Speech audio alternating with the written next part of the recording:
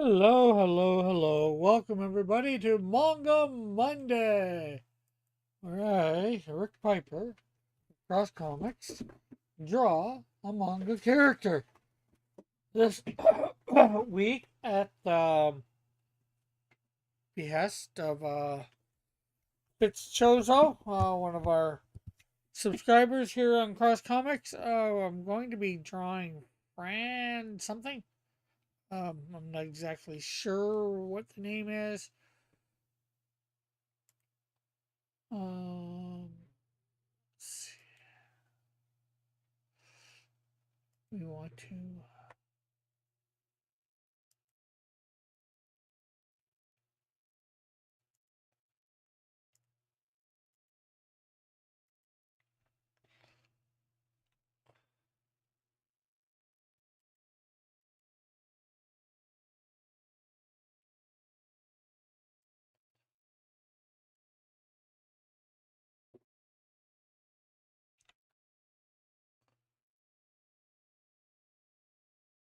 let's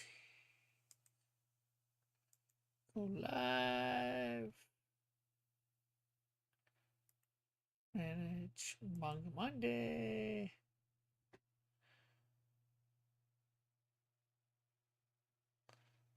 Let me share this on the Facebook.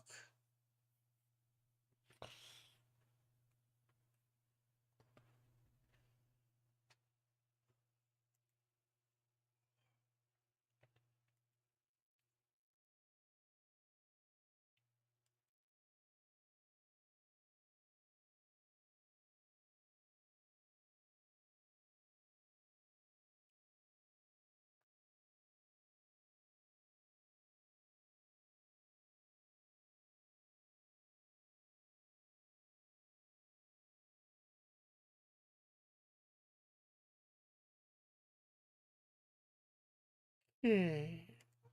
We shared there. Let's share on Twitters. Are you all at Twitter? For the Twitters? I hope so. Well, maybe I don't know. Okay, we'll leave there. We'll grab this. We'll put it in our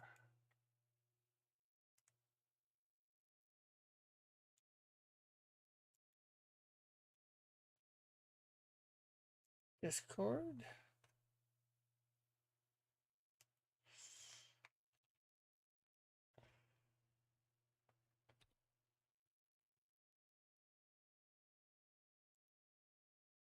Uh,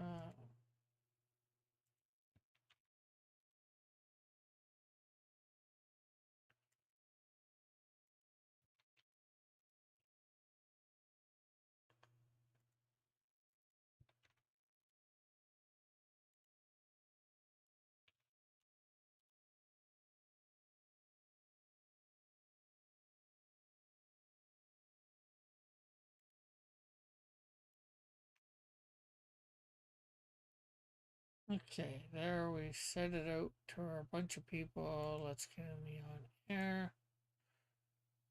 Share screen for anybody who happens to come by. Okay, so nobody's here yet, so we also need to get our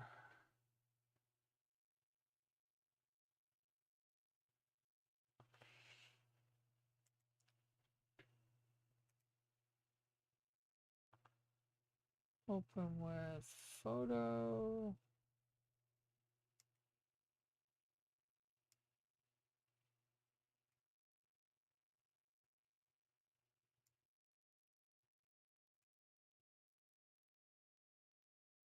Okay, so I've seen her here with 2 arms and 4 or 6 arms.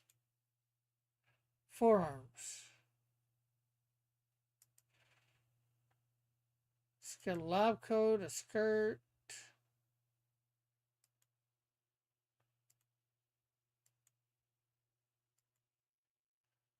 And a lot of these. So,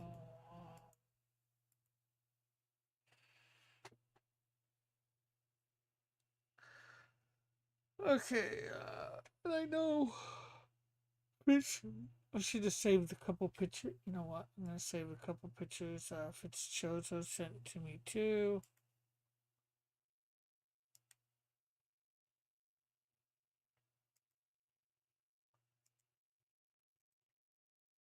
Save image.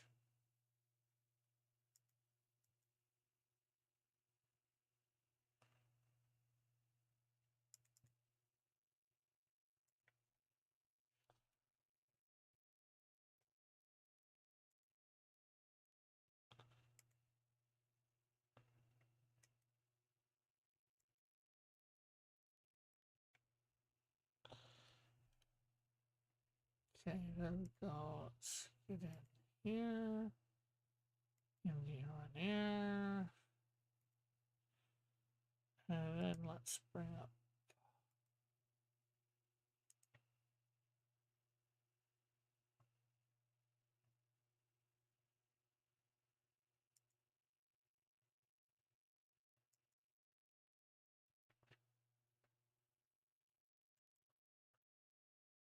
Okay, let's get it so we can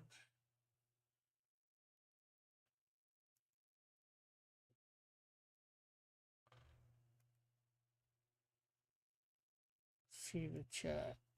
Not that there is a chat, but so we can see if there is one. Okay, so I know nothing about this character. I'm going to draw her with the forearms, but just because that seems a little bit more interesting, so I have no idea what she does, what she's about. So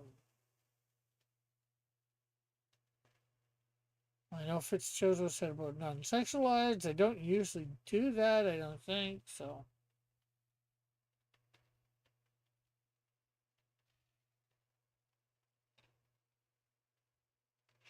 I know something that could be an interesting pose. I'd like to do it.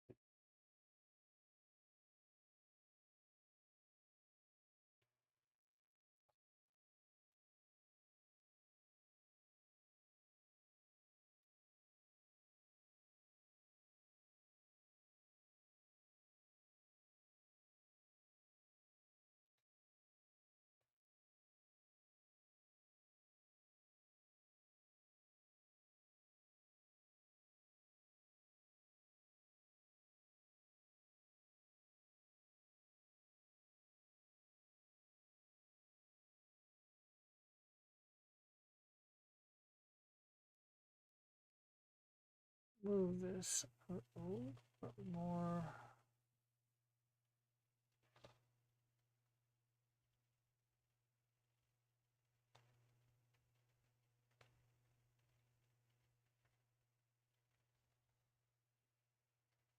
Okay.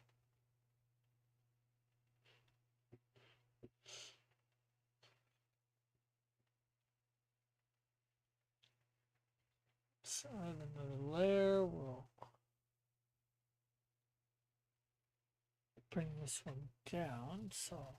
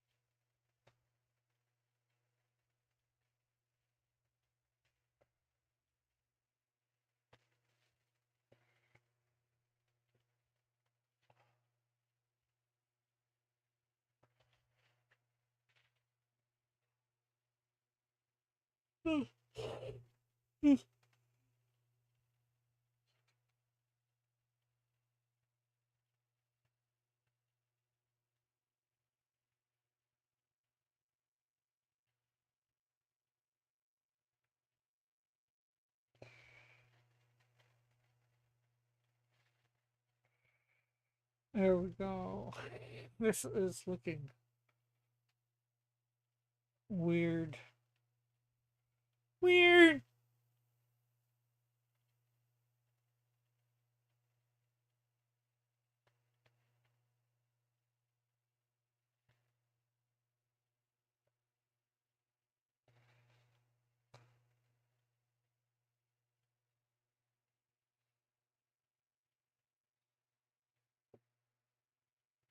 Okay.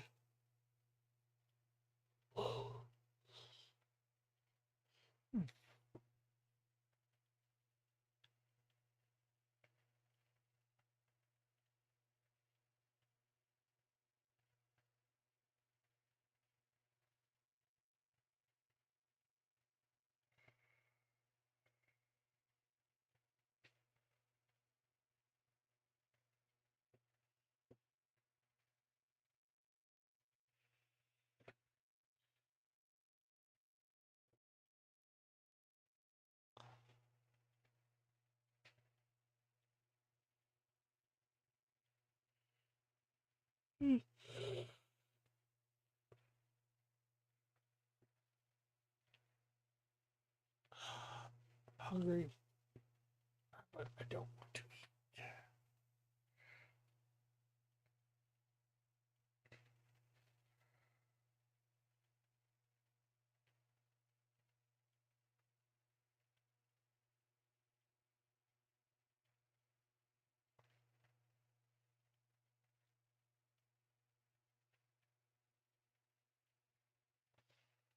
Okay, so I think I got her a little too thick here. Let's kind of scale down what I got here a little.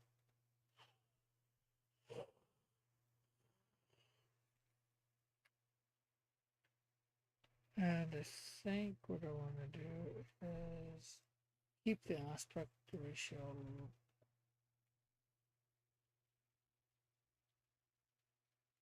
Hey, Fitzchozo, how are you? Okay, so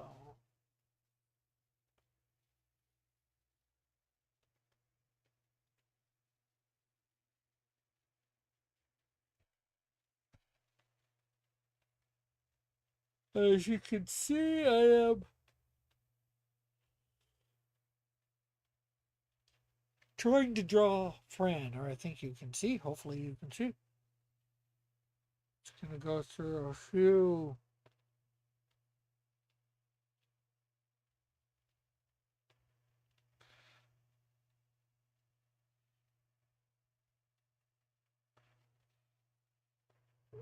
things.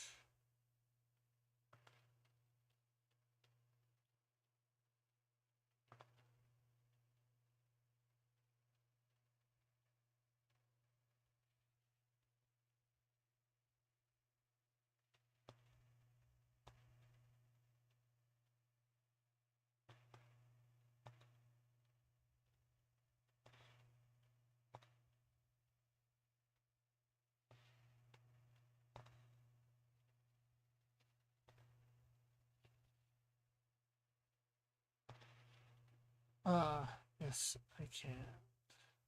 So I'm drawing her with the forearms. I thought it would be a little bit more unique of a drawing.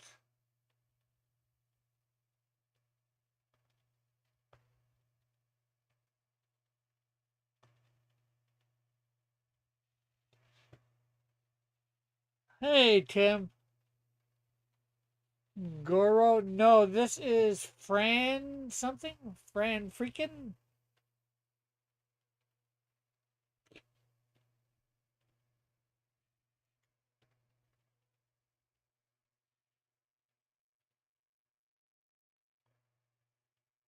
Freaking Fran? I don't know how to pronounce it. Yes, found out yesterday some of my plans are changing. An artist I associate with, no one of my on one of my alt accounts is in service. No, it's Fran. Why does Goro? Because it's not Goro. This is not from Mortal Kombat. And it's not a dress, it's a skirt. It's not a dress, it's a kilt. No.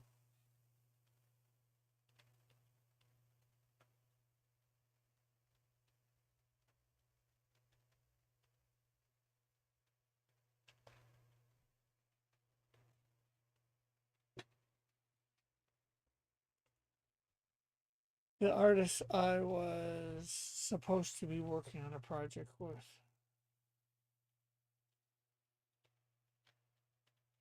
He is in service. I'm not sure what you mean by that exactly.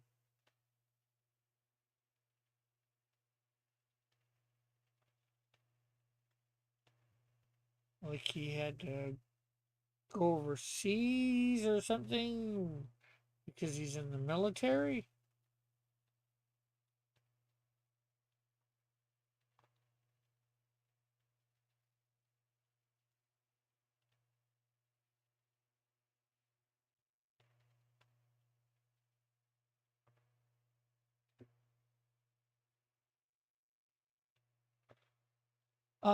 What are you drawing? Hey, sketchbook. I am drawing, I'm not sure how to pronounce it. Fran Madaraki.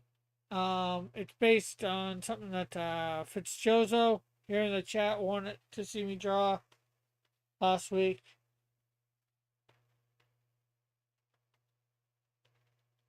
Yes, Tim. The arms are probably skinny for Goro because it's not Goro. And of course, Tim is just being a little facetious.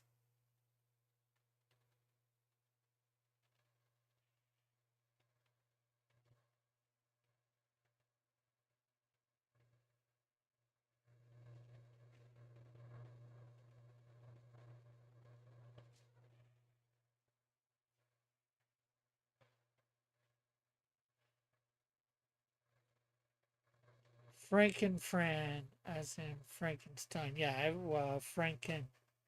Oh, I didn't realize the Franken without Stein.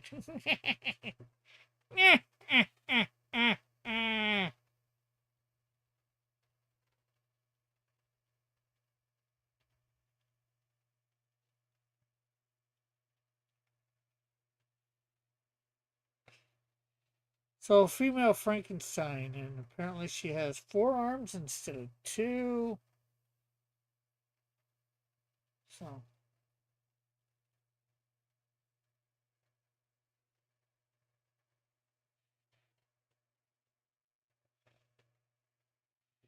okay, I think I'm gonna move this one arm down a little.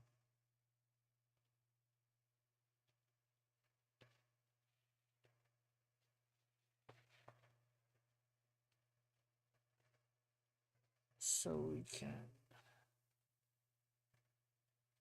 put the other arm.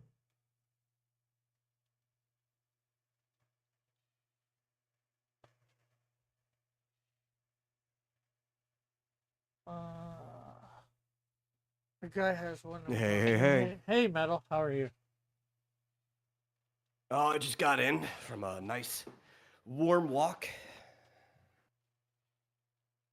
Oh, that's must be nice. No Yep, and now walks I'm are cooling down.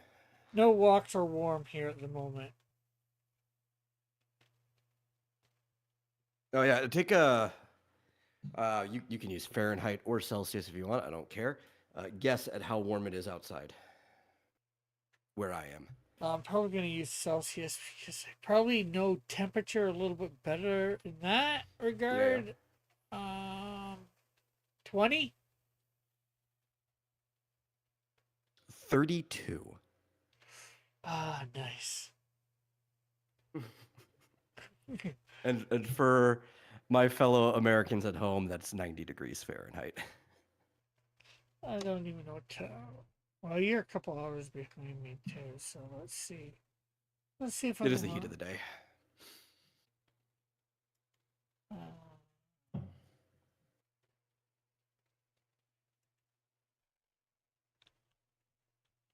not sure how.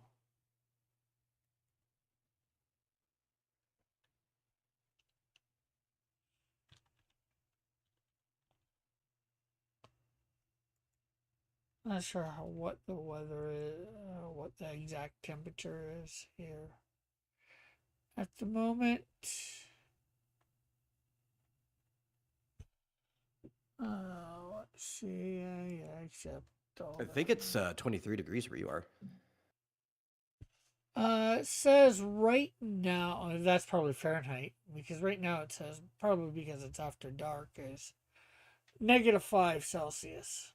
Oh yeah, no, that's definitely Fahrenheit because if I'm looking, it's going to be putting it in my standard. Oh my god, I just heard a knock at the door. I'll be back.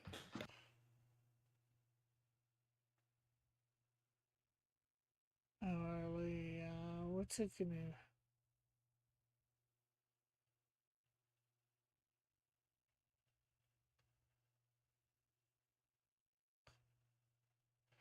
Oh, by Saturday it's gonna be up to 16 degrees Celsius. Ah, nice and warm. It'll be 8 during Wednesday, 8 on Friday as well.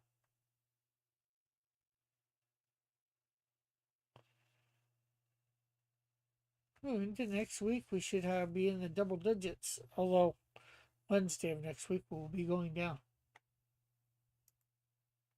Hey, Sketchbook. From the images I found, she usually has 2 arms. When she does have multiple arms, I see 6. Most images. Cool. Now I know what you're drawing. Ah. Jim says 5 trillion degrees. Fran can optionally choose to add 2 additional arms. Yeah, okay, well, that's cool for her.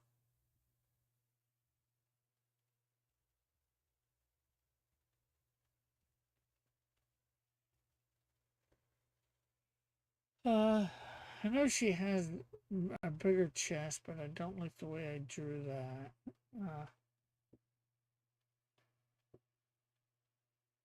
Is it only 2 additional, or is it multi, any additional, or?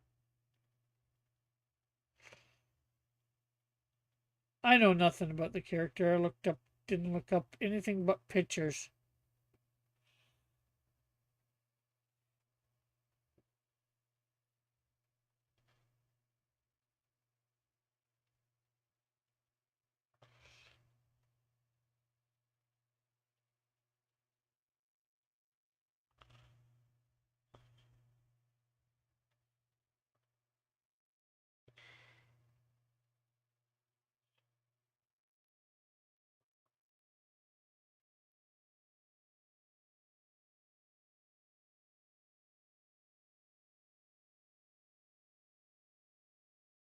She can give herself as many arms as she wants. Okay, so I guess that's her power, if you will. She can get really armed.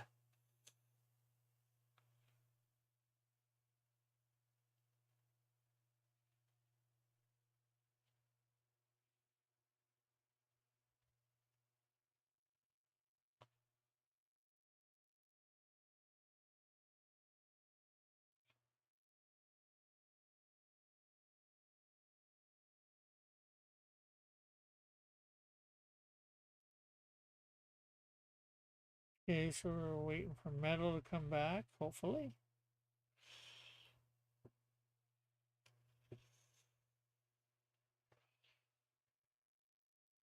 Uh, Her power is that she is a super biologist and a surgeon. Well, surgeon sounds more like a skill than a power, but and I'm not sure what biologist, what how somebody would be a super biologist would be a power again. That sounds like super intelligent person, which is more sort of skill, and then they've learned biology.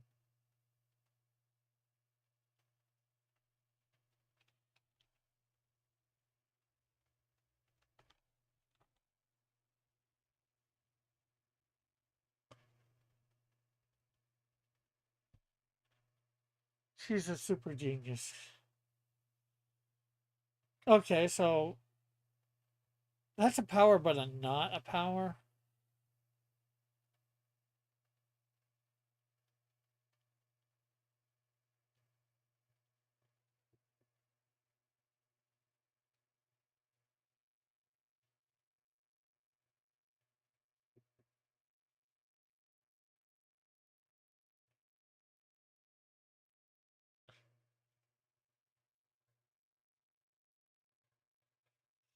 Well, maybe if you were Batman, it might be a power, or considered by a power by Batman.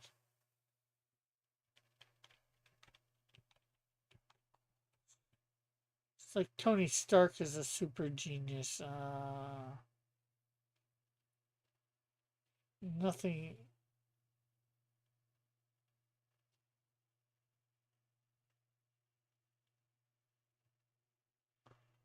She's also undead and can survive as only a head.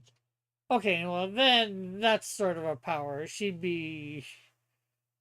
Her and Deadpool would get along well. Because I know he can survive as a head too.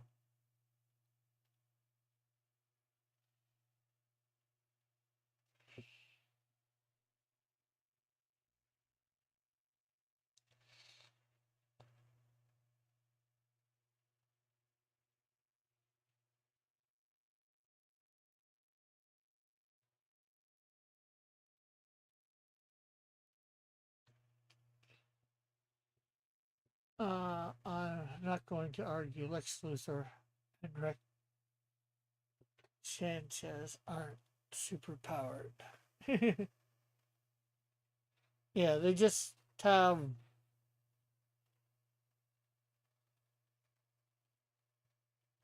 suits of armor. I'm back. Okay. So, There's a guy trying to sell us fiber internet, but I always have to explain to them I'm not the one who handles that, and he's not home right now. So, you're talking to the wrong person. yeah.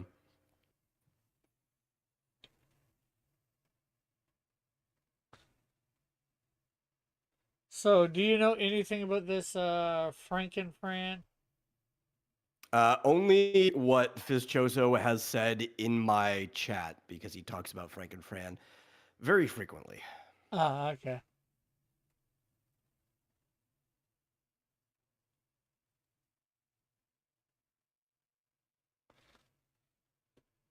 Because that, of course, is who I'm drawing. Because he didn't exactly put it in the comments.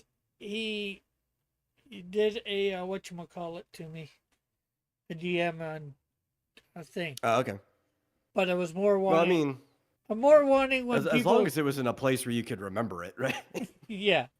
Well, there's that, but I would like it in the comments. If somebody's gonna do that, just because it helps the algorithm with my channel and all that. It does. And then you could pin it, right? And you can reply underneath. This is going to be in the next video or whatever. Yeah. So I have no problems. Like doing stuff. It's just I would. That's where I would like it. Mm-hmm. I guess is all I'm saying, just so I can get the algorithm working a little bit for me. You have the equal problem though. It's like not just the algorithm. While it does help you remember, right? Because you'll see the comment later.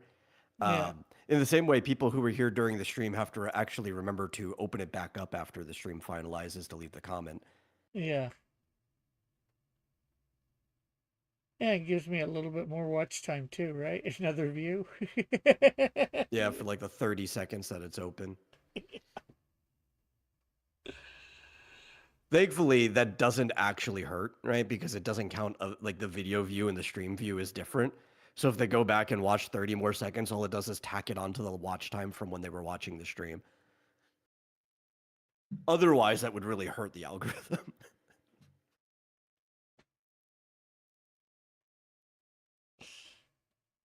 Yeah. But if we can do anything we can do to try and, get that algorithm to work for us, right? Yeah. Instead of against us.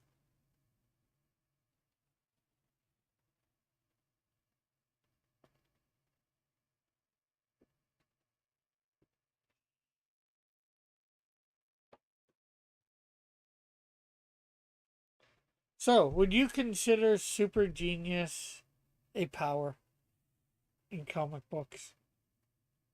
Depends how it's handled. Okay.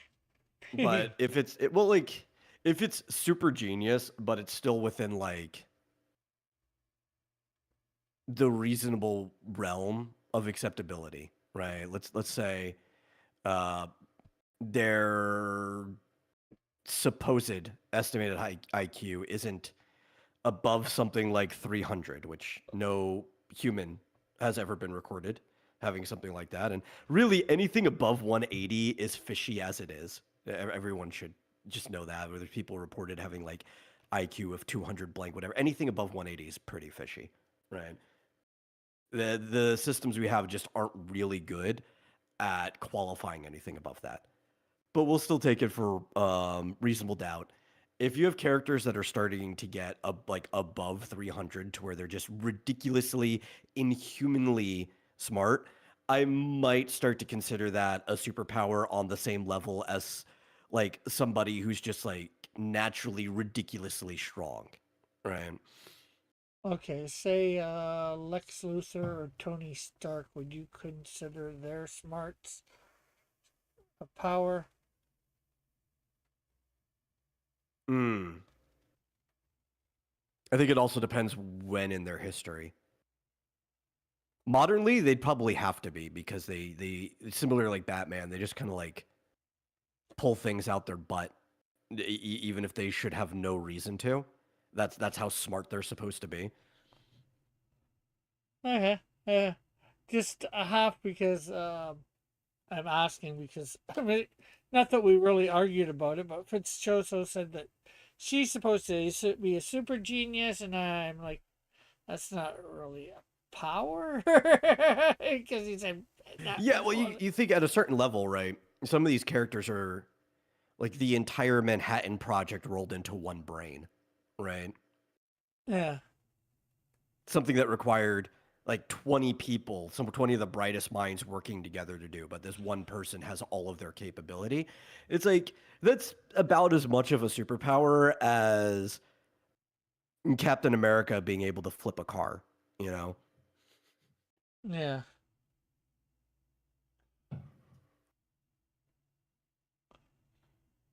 But early, like debut Tony Stark, no.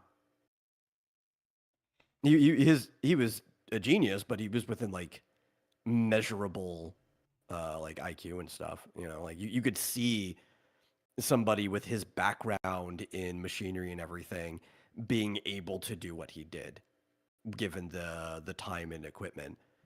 But a lot of these characters have really just progressed into left field. I would argue Reed Richards was always super smart if we want to take somebody who like from his debut was like that, because he was doing that type of science fantasy pulling out his butt stuff from basically issue 3 of his comic. Yeah. Fitzgerald said Fran doesn't do anything outside of biology and surgery. So, with that said, would you consider? Well, you probably don't know enough of her feats in those things to. Yeah, like I said, because it varies a lot. Um, you know, if Fizz wants to say she's at that level, I will defer to him to it because he knows quite a bit about that. um, like series, and I'm sure he could probably guess within a reasonable amount of accuracy, and maybe being wrong sometimes as to whether I would consider that super or not. But I just don't know enough about the character myself to be able to say that. Yeah. Like I said, That's even with like somebody like Lex Luthor, that's not consistent throughout his entire existence. yeah. And that's sort of, well, like I just said, we got talking about it, shall we say? So I figured I'd ask your Yeah. opinion. Just, Now they did uh, always and I think sell I him can. as a super genius from the very beginning because that's kind of what he was supposed to be at the very beginning, was like just this evil genius who was doing villainy for the sake of villainy. Um, but I don't know if I would have considered early Lex Luthor a superpower or not. Even then, I think it was very, very inconsistent because he was basically a science fantasy character himself, Yeah. and they were trying to have somebody whose brain could match Superman's brawn. But if you actually read any of those stories, while that's what they were selling it as, Superman was still always smarter than Lex because he pretty much solved all the problems by outsmarting the super genius. Yeah, he was definitely, I think. Well, he was supposed to be like a mad scientist at first, Mm-hmm. Lex.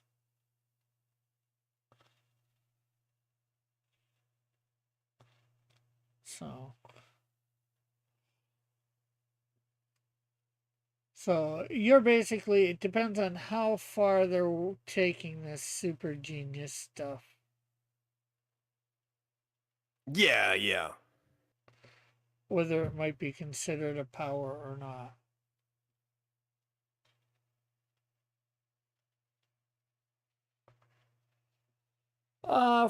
He says Fran can create genetically modified creatures, clones, as well as surgically augment creatures like herself.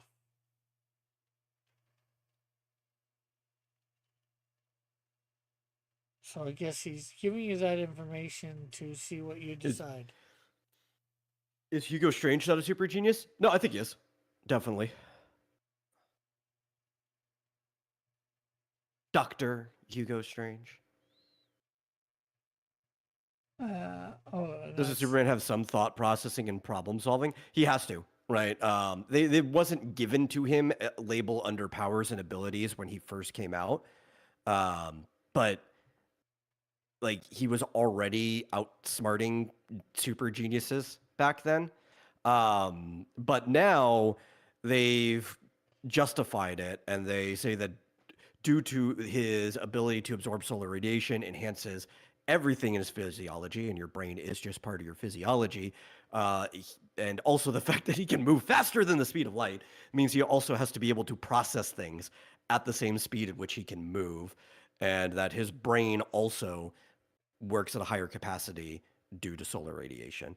so, So Superman himself, if you want to talk about brains being a superpower, is super smart and probably smarter than any person with that power on the entire planet yeah, and because also his intelligence scales with the amount of solar radiation he's absorbed. yeah. Well, and they've also done that with the Flash, making him a little bit more smarter because Yeah, his brain has to process at the same speed that he's it's like a writing. power creep thing where it has to at a certain point. You don't have a choice from writing. You write yourself into a corner.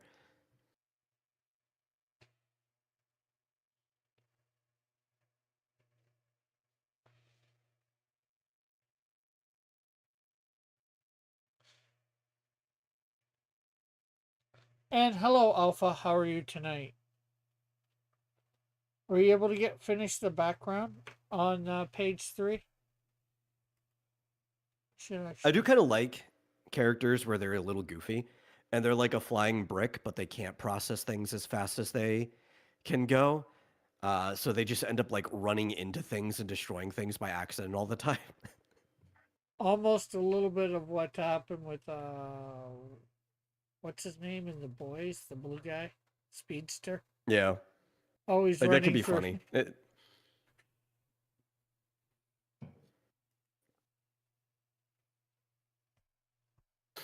I don't like the boys, but I can't admit there are a lot of really good ideas in there. Yeah, I just don't like how the story is executed. Alpha says not yet. I just ate a salad. A salad.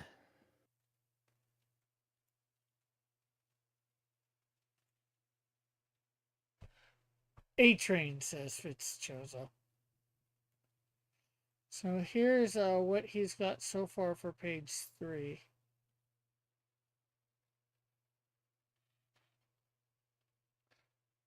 There is his version of Rick Arrow. Well, man, that's good. I could recognize him immediately. Yeah. He's using the same clothes as I gave him when Dillard. Like Dillard gave him. The guy does have other clothes. It's gonna Rick, you be could solve this. Just color it differently and be like, he just has a lot of similar outfits in his ensemble. true, true. I can just color it differently. Give him black jeans instead of blue jeans. Oh, I do that all the time, right? Because I have the character Sentry, Sable. He basically just has a style. So he wears jeans and t-shirts underneath the same jacket all the time. So I could just draw him in black and white exactly the same, and then I just give him like a different shade of jeans and a different colored t-shirt every single time, and he's changing his clothes.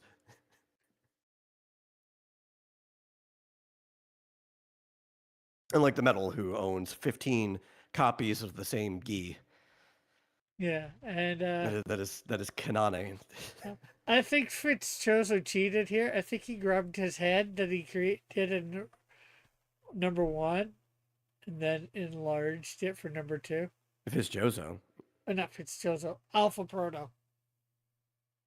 you're just looking at his name in the chat when you said that.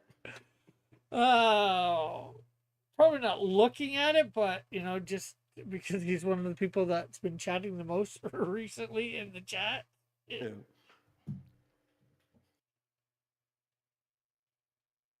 Listen.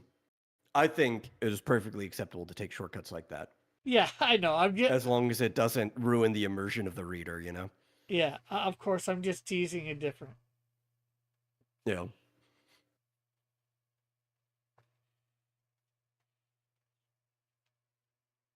He says for sure. I gave Christy a different sweater.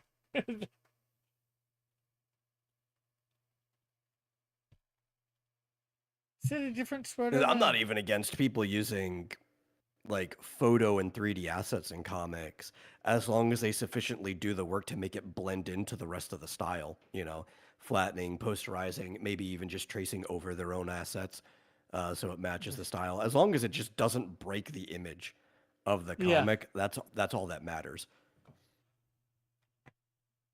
Let me go over to thing. I didn't pay a lot of attention to her.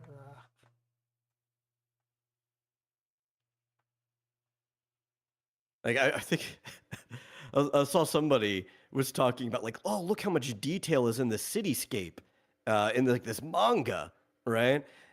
It's like only in Japan could they do that, and you have to break it to them. It's like that's a photo that they flattened and posterized. That's why it's so detailed.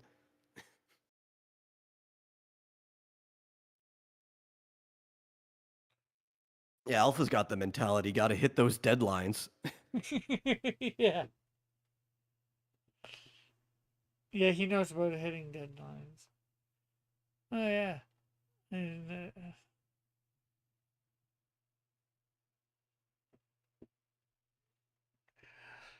Yeah, Fitz Fizz is says, saying that Dr. Gideon from the most recent Resident Evil game, which I've been watching some of that, is basically the same concept, a mad biologist. You get those all throughout Resident Evil. That's kind of like one of the main concepts of Resident Evil in general is mad biology, right? With the Umbrella Corporation, stuff like that.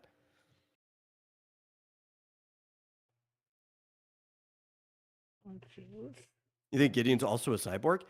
I if he is, I haven't gotten that far. He does have like this night vision helmet thing on, but it's not part of him because when you first see him, he doesn't have it on. But I don't know. I mean, it doesn't mean he doesn't have other cyborg and cybernetic stuff underneath his body. Yes, Alpha Proto brings out the Japanese name of the franchise, Biohazard. It's only Resident Evil over here.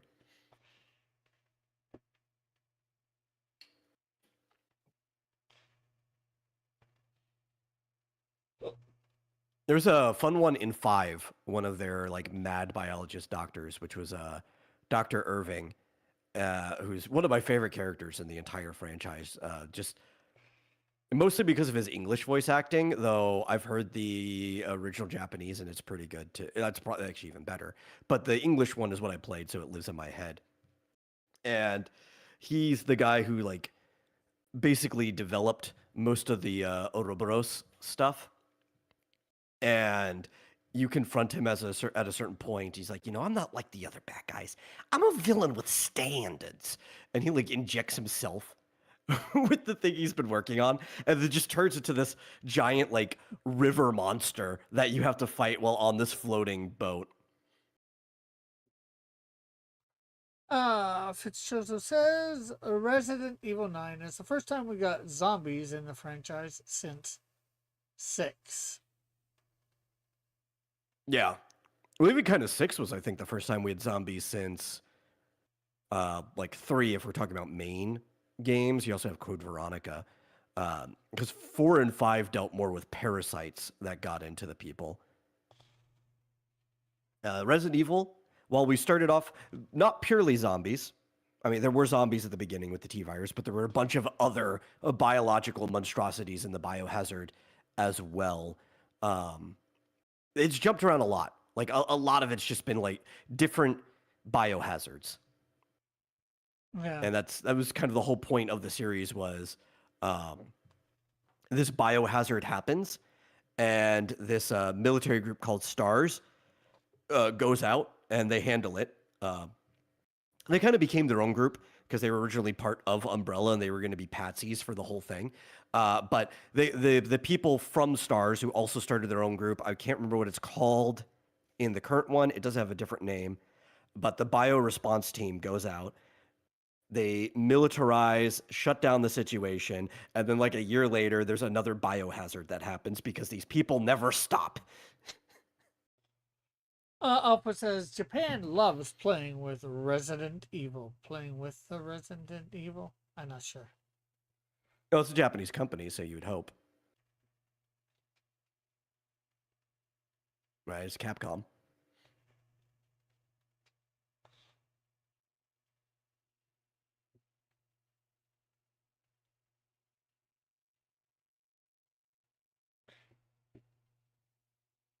My favorite Capcom series started out as a spin-off of Resident Evil. And then by the Huh. time it was done, no, the RE.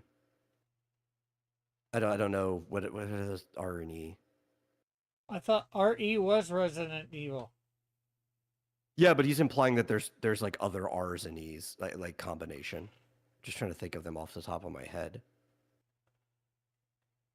But anyway, I was talking about Devil May Cry. Devil May Cry started off as a spin-off to Resident Evil. It was going to be one of the other games, and then it just evolved into an action game, and they completely changed everything about it. All of the things that were going to be biohazards became devils instead. Uh, guess that's good. I don't know. Yeah. Well, definitely we got its own thing because it became really popular. There's sort of 4 or 5 of them, right? Devil May Yeah. Cry. There have been 5.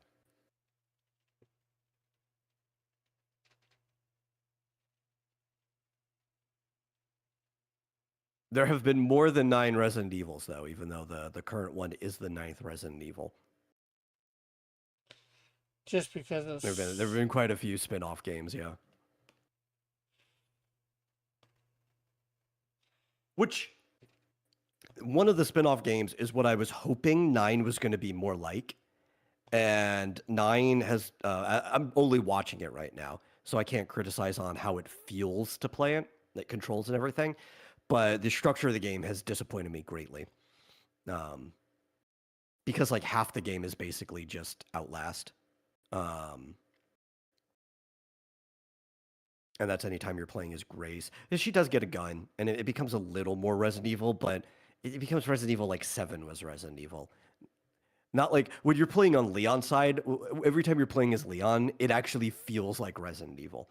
Um, I was hoping it'd be like Resident Evil Revelation, where you start off with these two different people that are equally competent, both part of the kind of like biohazard cleanup police, but they get separated from each other.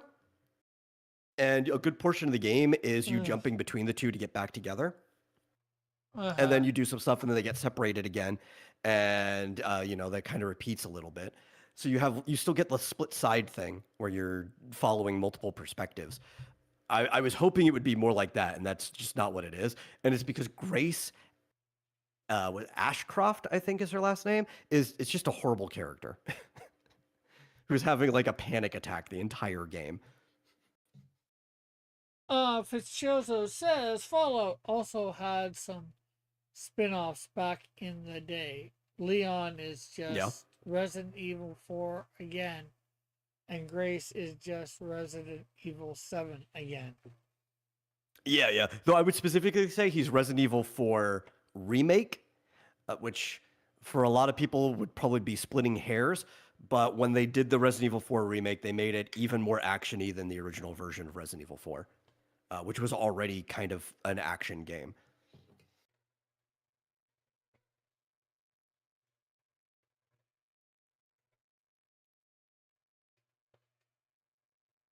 But at least the remake of Resident Evil 4 wasn't really turned into a stalker game like the remakes of the other ones did. It still, for the most part, just followed the progression of Resident Evil 4.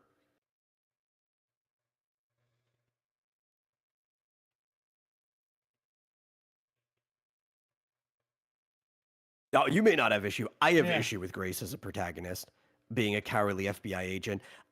It's the same problem I had with, what's his name, Ethan, right? But I gave Ethan a little bit more of slack in 7, just because he was thrown into the situation, but he still bothered me all the way into 8. And is that these type of protagonists don't really fit in thematically with Resident Evil specifically. They'd be fine in another game, like Outlast being one that I keep mentioning because that was like a really big game that had that sort of every place you go has a stalker you have to avoid. Amnesia was another really big one. I wouldn't mind that protagonist in that setting, but it doesn't really fit what Resident Evil was historically, and it just means that Resident Evil is evolving way too far away out of the direction I want it to be. Okay, so going to go over this again. Yeah.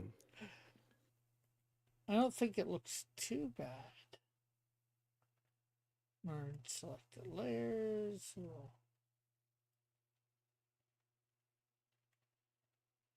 Oh, he's talking about how in the title. Okay.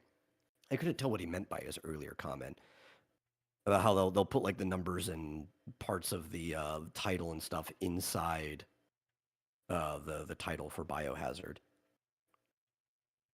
Oh, Biohazard. The way he said it just completely confused me at first. Yeah. Yeah. No, Biohazard 7 subtitle is Resident Evil. What I meant by playing with R and E is now the name village looks like It has Roman numerals 9 or 8, I should say, and it's the 8th game. Ah, Like, if I were to go back to the original trilogy of Resident Evil, right, I would not actually call them horror games. We always did as I was growing up. We just threw it in that category. But I really wouldn't call them horror games. They're thrillers, right? But it's a horror situation that you threw like action heroes into. It would be like an equivalent of throwing the crew from Predator into Jurassic Park or something like that, you know? Like these are highly competent people that are dealing with a horrifying situation. And it was like that consistently. I would say even to six, 4, 5, and 6 were more action games, like focus on mechanically, they were action games compared to 1, 2, and 3, where they just didn't have the action mechanics in there. Uh, but like thematically, they were all the same. And then even yeah, brings up 7 was legit trying to be a horror game, which was something I always kind of had a problem with 7. I liked that it brought back the mansion and the puzzle solving and the exploration mechanics. It's something that I felt was missing from Resident Evil in 4, 5, and 6 because they just became like these almost arcade style linear progression action games, right? Where there's like mission, mission, mission, mission, mission. But then 7 corrects it on that front and then tunes it completely away from the action thriller situation that the games used to be. And it's like, God, it's like the people working on it don't actually have a clue what the games were, you know, before they were working on it. They have an idea, but they actually didn't go back and play the original Resident Evil and be like, oh, this is what the game was. or watch something on YouTube about it. Oh yeah, yeah, yeah. You don't even have to play it. You could just watch somebody play through the old game at this point before you start working on it. Though I would still, if you're specifically working on a game, I would say go play the old one because you can get a feel for the mechanics while you're playing it too and be like, okay, so this is how the player felt in this situation. We don't have to make the mechanics the same, but we should make game mechanics that feel the same, right? Like they evoke the Yeah. same emotion and stuff like that. Keeps the identity.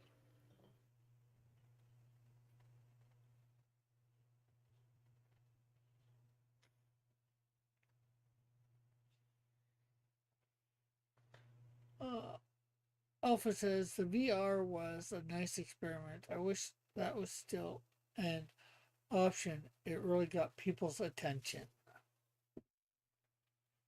Yeah, you should probably still be able to play that way though, if you had like PlayStation VR or whatever. Just because the games are primarily made in first person. They learned their lesson with the most recent one, where instead of adding it in later as DLC or whatever, they give you the option to play first or third person from the start with 9 because they know that they know that most of their audience wants to play Resident Evil in third person because the games have always been in third person. Right. Uh, Fitzgerald asks you what you think the first true horror game was. In your First opinion. true horror game. Let me think about that. Because we have to define like what makes it horror. Because Resident Evil was more the closest thing that made it horror was the fact that it was a resource management game, right? Like there was the anxiety that you might use your resources poorly and then be stuck in a situation where you can't do anything about it. Silent Hill did that portion even better. Um, I think Silent Hill was always more of a horror game than Resident Evil was, even though they're definitely in a very similar genre. But if we want to go back before 3D, because there definitely should have been some 2D horror games. See, I wouldn't consider Ghosts and Goblins and Castlevania horror games, though, right? They're they're action games, 100%, but they're almost like fairy tales, right? Which fairy tales can be really dark. They can involve those type of creatures and stuff, but they are still stories about the triumph of the character, uh, right? There's a lot of these games like Outlast definitely isn't the first. That's a recent one. It's like a decade ago, but it's a good way of looking at what a horror game should be, because it's about subverting the agency of the main character. I would probably say the first true horror games are probably FMVs. There's a lot of really good FMVs from like the Disk Systems era, like So, like 90s computing. You also have like Sega Saturn has some FMVs. I think even the Super Nintendo had some FMVs, which okay. stands for full motion video. Okay. You probably were about to ask that question. Yep. Yeah. So like I actually have one on my computer. I'm trying to remember the name of it. It's oh god, Alpha what's the name of Proto it? says Ghosts and Goblins, Castlevania. Like, are you asking whether you know what the, do you know what those are, or are you just using those as He's just trying to ask. Yeah, like Night Trap. Yeah, Night Trap's definitely in there as one of them. Which is like a situation with a bunch of girls at a slumber party, and then terror comes upon them, and you have to basically navigate the situation to try to save as many of them as possible, right?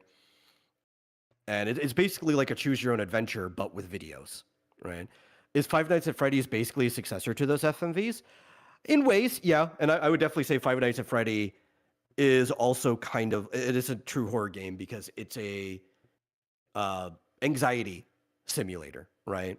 Where you're trying to resource management, but and if you fail, you die, and it's about keeping your stress down so that you don't mess up.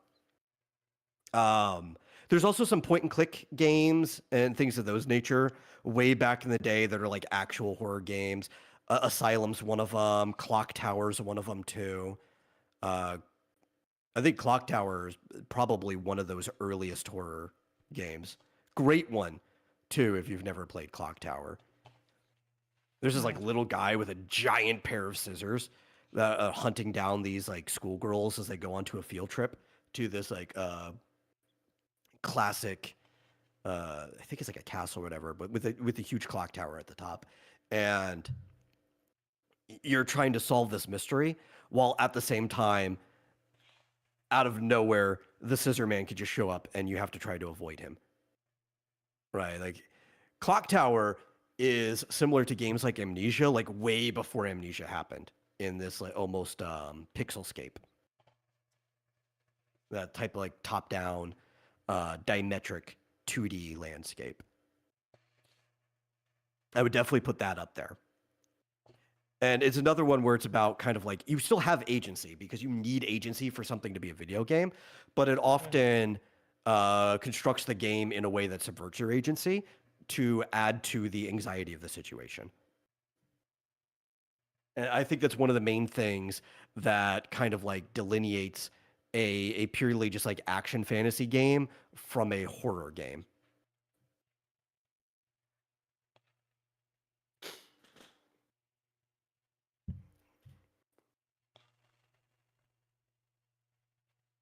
Sanatorium was also like a really big one back in the day. We'll talk about those like PC Engine, PlayStation era games. Sanatorium, I think, might have been the first game to actually receive a patch on the PC version of the game. I don't remember if there was a non-PC version, but I remember there was a PC version. And you could actually go to their website and they had to patch in because there was a section of the game that just did not function the way they wanted to on release, even after bug testing. Like they caught it afterwards. And they're like, okay, well, you could go to a website, you can download this tiny little patch. It would fit over the modems at the time, and you can go in and fix your game. I think that is the first game to ever be patched. It'd fit over modems and wouldn't take 50 zillion hours, right? Yeah. Yeah. I think most people said it took about 30 minutes for them to get it, which is still is pretty bad. Because that's a small file that would take like half a second today. But if something took 30 minutes for you to download at that time, you have to hope that nobody in your house answers a phone call at that time. Unless you had a separate phone just for the. Yeah. Which, if you were serious about online gaming back then, whether it was just any reason, but it could be actually playing with people, you probably did. The very few people who were serious about that stuff probably had a separate phone line, or anybody who actually needed their computer for business back then probably also had a separate phone line. But a separate phone line was expensive. I had one eventually, but that was like in the mid aughts after it wasn't as expensive to get a separate line. Like a lot of places, AT&T, they were just running like deals. They're like, here, you get a line for your child's room or whatever. I'm like, yes, because we didn't have DSL yet, so that meant online gaming uninterrupted. But like, if in the '90s getting a separate line, they were charging you up the butt for that. Yeah, I'm not. Well, it depends on what company you. Well, I'm not sure how many companies you had, but offering down in the States. I'm just trying to think whether how it was for here.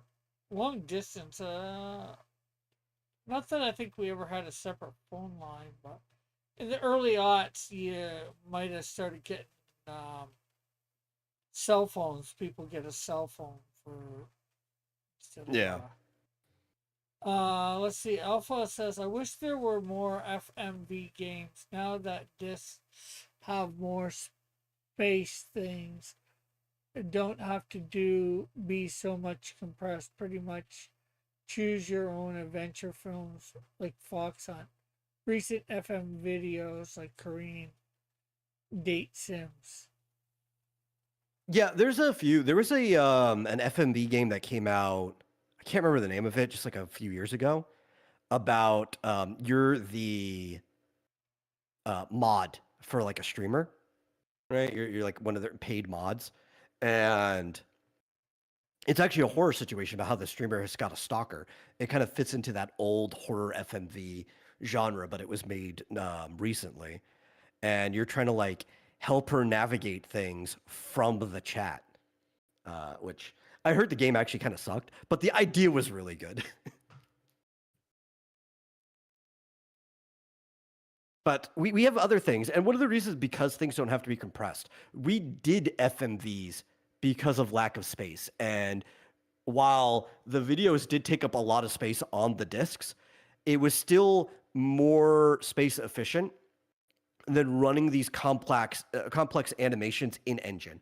Once we were able to get it to where running the animations in engine took up less code than the space required to put in videos, that's when we stopped putting in videos. And that is the where we are now, where it does take less memory to run something in engine than it does to make a video. But there are some other consequences as to why games are getting bigger because everything in the world needs to be as detailed as if it was going to be in a full motion video. I think we should really go back to pre-rendered cutscenes. Honestly, games are getting way too big.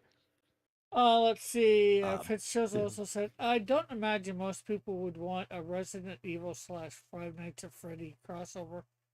Actually, I think they that'd be might. fun. Yeah, I think it depends how you do it. Like, I don't think you'd want to do a full game like that. But Resident Evil has a history of putting things in as DLC after a game comes out.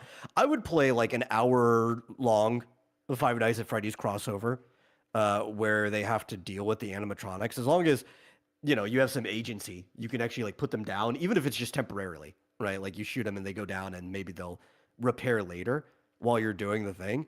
That could be fun. I don't see a problem with that whatsoever. And Alpha says, I've seen people experiment with multi-path films with YouTube videos. That was interesting. Oh yeah, you can't really do that as well anymore. You technically can, but you have to like direct people to the comments. or to the description to pick their path. But back when you had annotations and you could like put the path marker on the screen and then put an annotation over it, so if people clicked on it, it would take them to the other video. Uh, that was the height of all of that. I did that once, actually, not a long one, but I have a video on my sketch channel called Settle It with in Smash, where it used to have an annotation on my shirt in the video. And if you clicked on that annotation, it would bring you to an alternate version of the video, starting at the point where you left off. That was privated, where the character I was playing won instead of the other person. Right? There was some fun stuff you used to be able to do on YouTube that way. I think that, well, I'm not sure whether that's exactly what they did, but one that was similar when I did the online escape room. Yeah. They had multiple videos. I think they were all up on YouTube.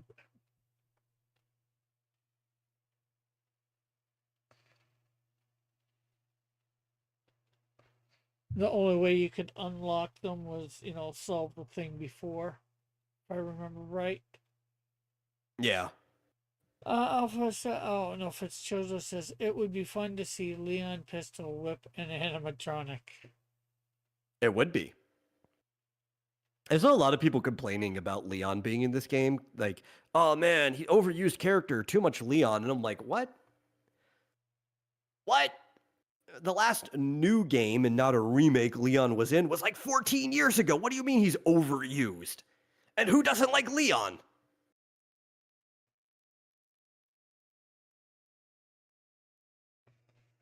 I guess who's ever I can see if you complaining? got like 2 or 3 Leon games in a row. But a lot of the people complaining, it's probably because like the last game they played was Resident Evil 4 remake, right? So to them it feels like that. It's like, yeah, but that's a remake of an old game. Resident Evil 4 is like what? 20 something years old maybe? Yeah, I definitely, even if I was playing them on a regular basis, like I can make the difference. This is Resident Evil 9, not 4. That says there's been some time in between. Yeah. It's like, get a brain, people. Last time Leon was a significant character in a Resident Evil game was 6. I take it you just looked that up. No, I knew that off the top of my head. Rick, I like Resident Evil, okay? You need to know this. Why do I need to know this? You actually don't, but I'm telling you, you do. Yeah, I know. I am, of course, teasing you about it. And I'm being honest. Yep.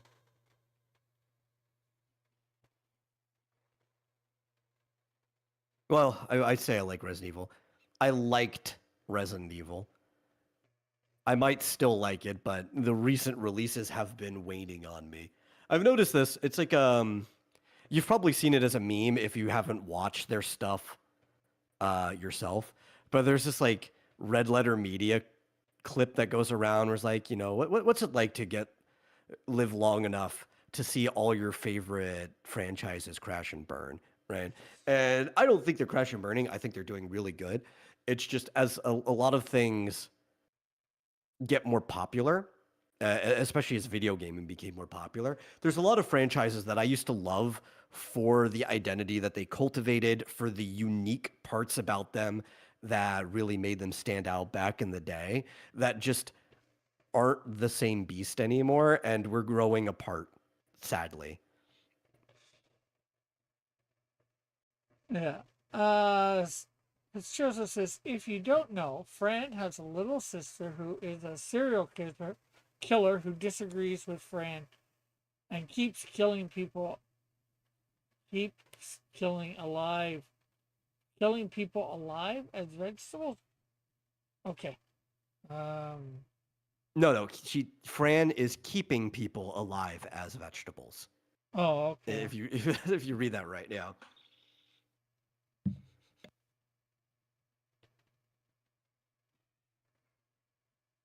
I knew I was reading something wrong there. Oh well. Won't be the first time, won't be the last.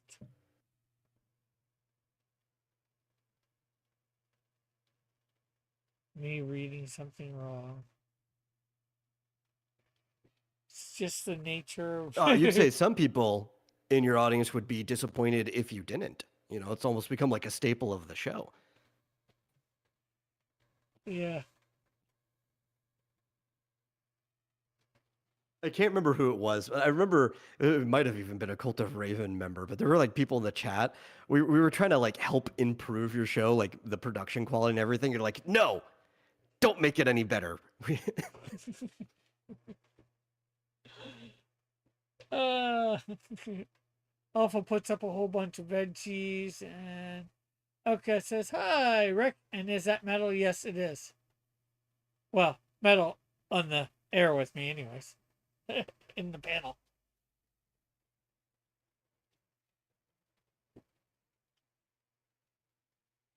Oh man, I think this is the first time all weekend I've been comfortable in this house without a jacket on. Uh, Because like anytime Marsupial's girl's over, or even him if he's here, because he's usually here all weekend. Anyway, the AC is set down like 10 degrees Fahrenheit lower than I want it to be. And listen, I have no problem at all with the temperature being that if I didn't have wind constantly blowing on me. And to be able to keep it that temperature here, that means the AC is constantly running and air is constantly blowing on me. Um, I have it off right now. It is 80 in here, or for you, Rick, 26 degrees. uh, Um, I'm very comfortable. I, I don't have anything like blowing the heat trapped on my body away from me. It's great. The weekdays are great. And then I'm like walking around with a jacket on the weekend just to keep my own body heat on me. yeah. Okay. Outcast, I doubt it, but have you received your package yet? Your parcel yet? Uh, your second one. Anyways, I mean. And then Fitzjoseph says, Fran has another sister named Gavril, who is even more sinister than Veronica. Gavril is a shape shifting, cannibalistic bully. And Alpha says, "Yeah, it's 84 in my room, and I have a fan and air purifier on me." Okay, says, "No, hopefully it'll be to you this week. I think I only sent it last weekend, I believe. Not like, yes, this weekend that just passed, but the weekend." Yeah. Yeah, I have my ceiling fan on in here, and that is exactly as comfortable as it needs to be. I can't let it get too warm in this room specifically because my computer will cease to function at, at any higher temperature. But honestly, it could get down into the 40s Fahrenheit, and I could still walk around with a t-shirt on as long as I don't have like wind pulling my body heat off of me. I'm a naturally really warm person. I don't need to be warmed up. But if you start like pulling away all my body heat, I'm like, no, I'm cold. Stop it. No, I didn't. I should have. I just sent it out regular. I guess I was just figuring the second time it wouldn't matter. And I don't, I think once it gets to the States, the tracking would be off, anyways. I could be wrong. If it doesn't get to you this time, by the end of not this week, but next week, I will ship it, like, ship it to you like UPS or whatever overnight. Spend the lot of extra money.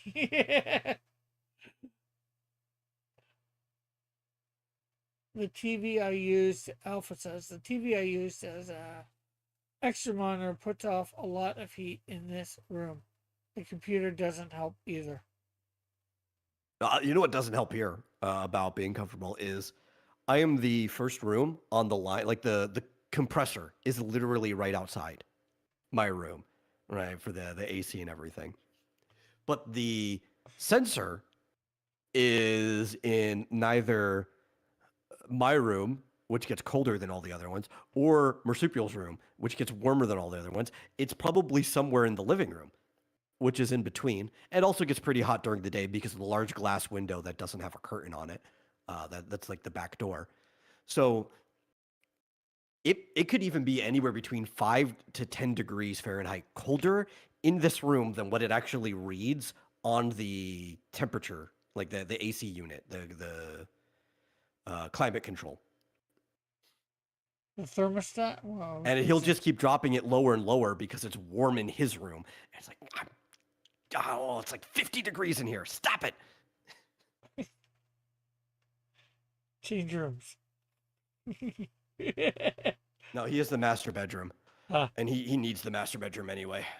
Plus, I like the room I'm in. I just don't like the fact that like it's colder in here than the rest of the house.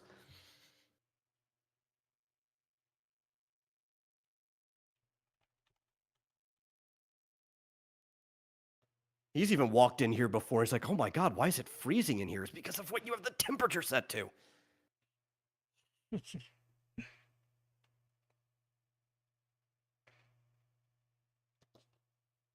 let's see. I guess I just need to do her legs and that other arm and hand.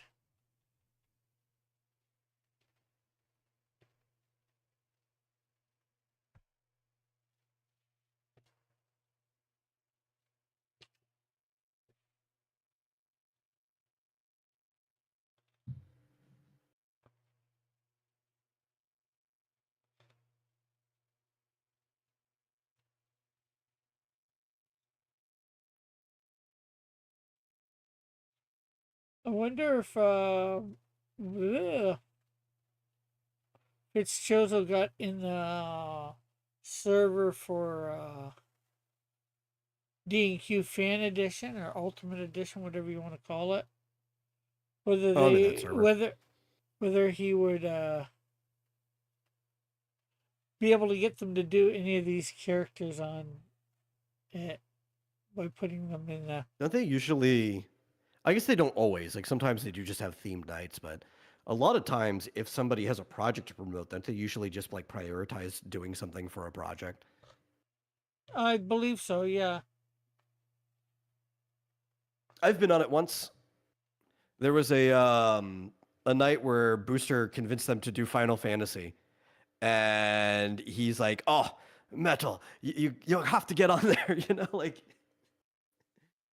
And I disappointed him. He wanted me to draw Kefka, but it's like in the time limit.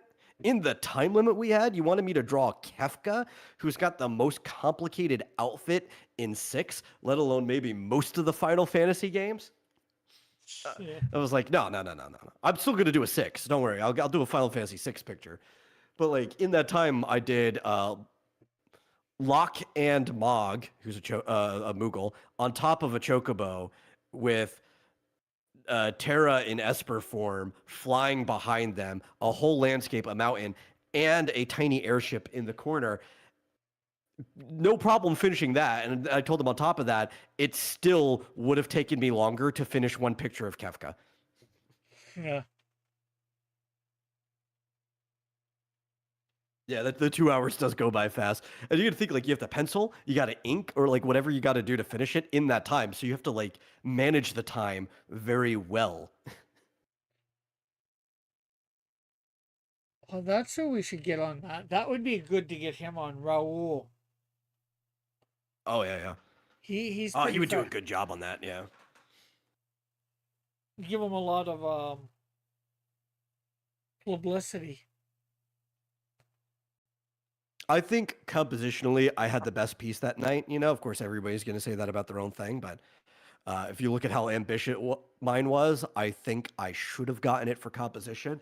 I lost to Jiminy Oh, because he took the shortcut of just drawing Tifa. And of course, everybody was just going to vote for the sexy Tifa. Alpha says it takes me at least an hour to figure out what I want to draw. Oh, I was before the buzzer start, which I flipped my page over because obviously you have to start from scratch whenever they start the timer. But I was already doing like a warm up drawing of my composition before that. If you Yeah, look at the backside, you could kind of see like a very loose stencil of like the chocobo's body shape and everything. I've done that before. Before the thing is figure out what I want to draw or whatever. I think I even did a show or two about it beforehand. Obviously, I started from scratch when we started, but I had my picture or whatever. Yeah.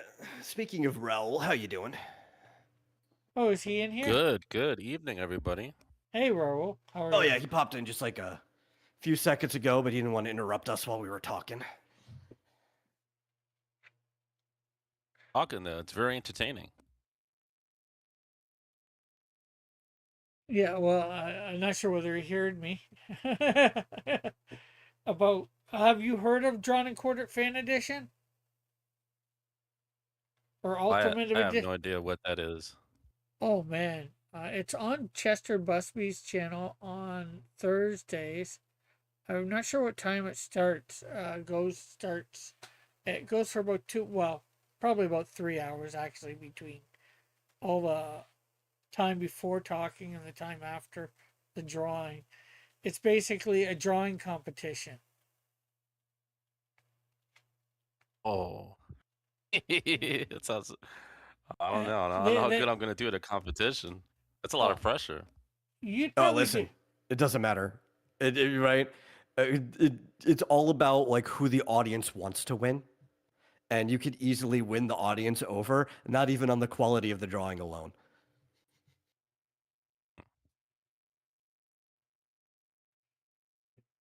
There have been times where like Rick sent out the poll and we all voted for him, even if we weren't watching. Yeah, but I Sounds only good. ever won once. We tried, Rick. We tried. Yeah, well, heck, Booster who won, which he really tells you something Oh yeah. at one point. Booster cannot draw. Yeah. Actually, Oh yeah. Like that. What was that book for? He did a cover for a book once, and it was like probably the worst cover that you've ever seen for a comic book in your life. But it was the cover everybody wanted because it was boosters.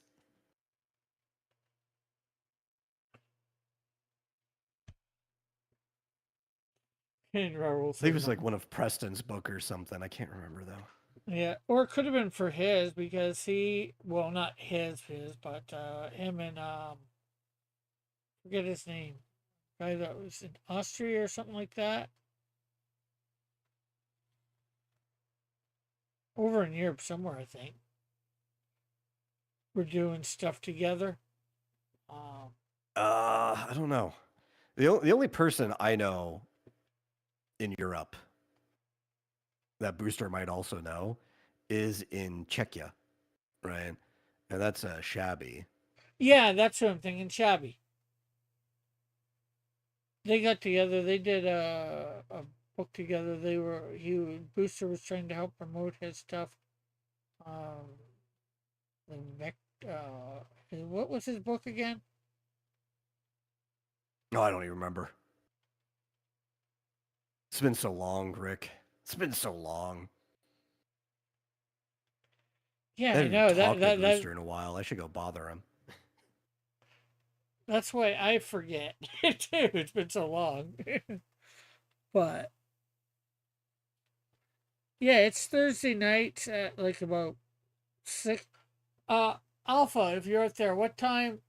I'm drawing Piper versus One Punch. says Raul. Oh yeah, I should put you up. Let me come over here. Also, I don't know if Oh. they changed it back, but last time I was on, they were still calling it Ultimate Edition, not Fan Edition. People refer to it as both. Yeah. Ultimate Fan Edition or something like that. Yeah. Oh, okay. Raul's not even showing what he's drawing. I was. Let me check. Virtual camera.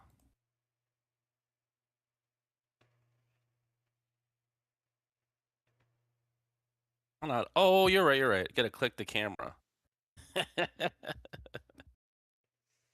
Frick.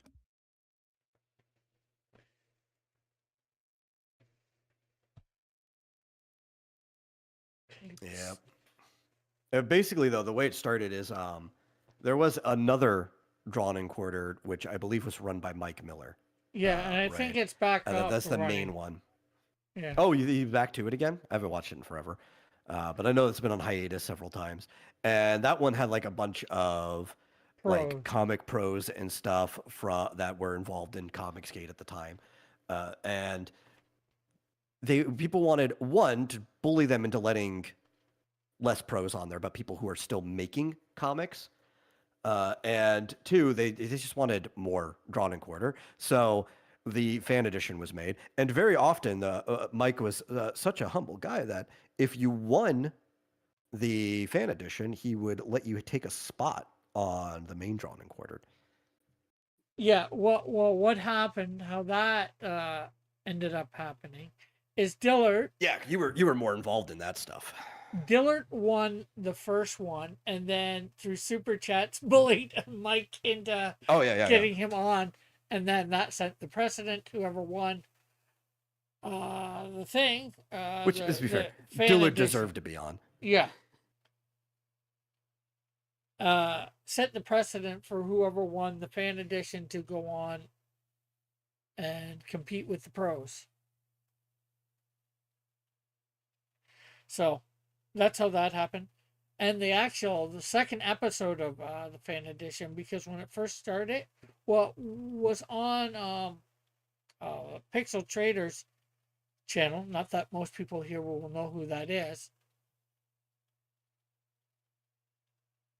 After his, it was on his the first time, and then he couldn't do it the second time, so I ended up getting it on mine the second time. So the second episode is on mine, and then after that, it rotated for quite some time, and then finally, they decided just to put it on Chester Busby's channel. So that's how that worked. And I actually said something with Pixel Trader. I'm not sure whether it's on air or off air, but I suggested to him that, or we both talked about that there needed to be like a non-pro edition or whatever, amateur edition. Yeah. We should start it, and then shortly after that, he started it, and I was actually on the first one. So was Dillard, so was Manny, and a few others. Traitor, the second one, Alpha. Let's see. Alpha says it comes on around the time the Silhouette game ends, 7 p.m. my time. So I think you're an hour, 2 hours behind. So 9. I think he's 2 hours behind 9. He's in Texas, so I think that's not 8 my time. 8 on Texas is 1 hour behind Eastern time. Yeah, Silhouette game ends, but Chester Busby doesn't have daylight savings time, so the time changes. Okay, so yeah. You know who also doesn't have daylight saving time? You. Arizona, and it's great. And Alpha says after Mike's stroke, the show is on hiatus. Okay, so he did bring it back for a bit. So,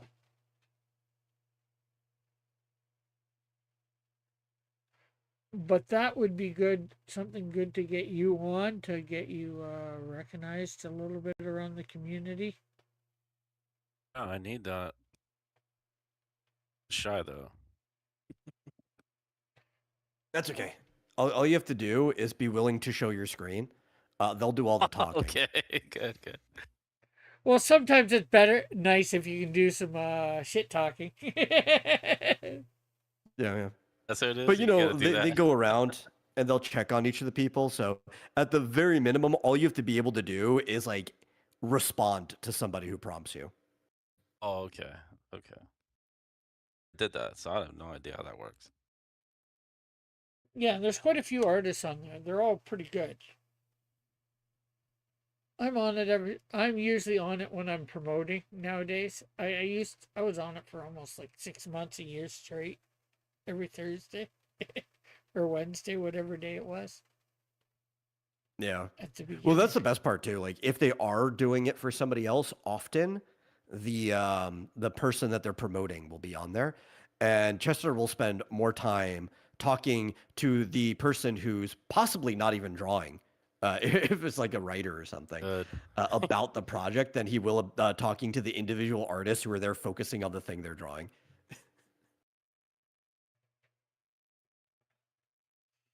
Uh, Alpha says now it's Oh, on they changed it. a point system, not a single vote. Okay. How long ago did they change that? Because it was on there a while ago. For somebody, I went on and drew.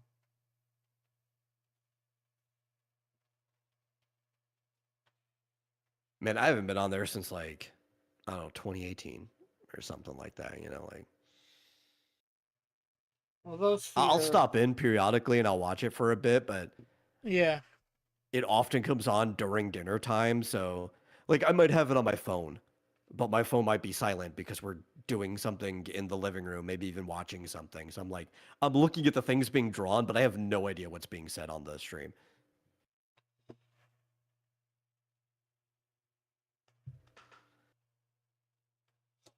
Well, I really messed up that one foot. Liefeld, good.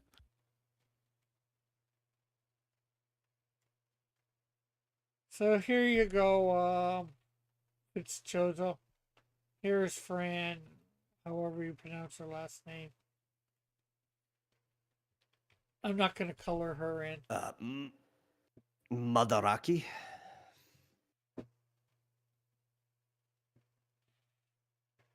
A couple years ago, he says that they changed it. Okay, so, but well, it is a vote, but well, yeah, you organize it by who you think did the best to least. Oh, thanks, Fitzgerald. Oh, so it's like a ranked choice voting system? Yeah. That's what I remember from the last time that I was there and placed it. You place the artist name in the ranking system and they get points. The artist with the most points wins at the end. At the end of the year, at the end of the show. The artist with the most points wins. That's the end of the show. So the more you're on the show, the more points you have, even if you lose.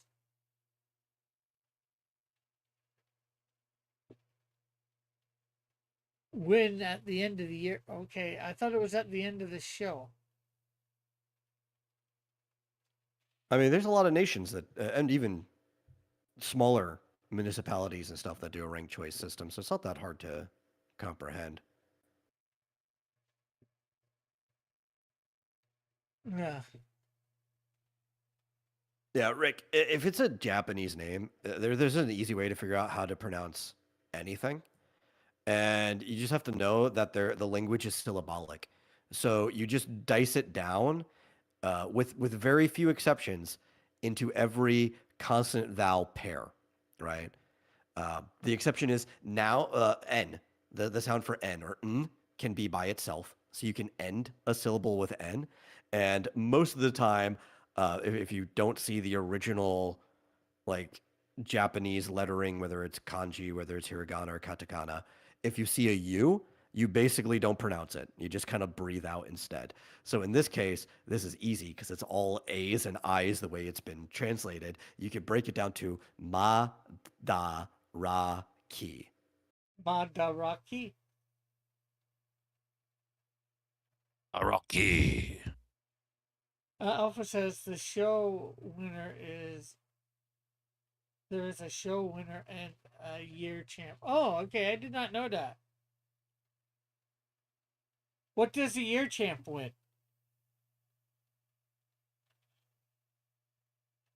And you said you're doing One Punch Man, I think, and somebody else facing each other.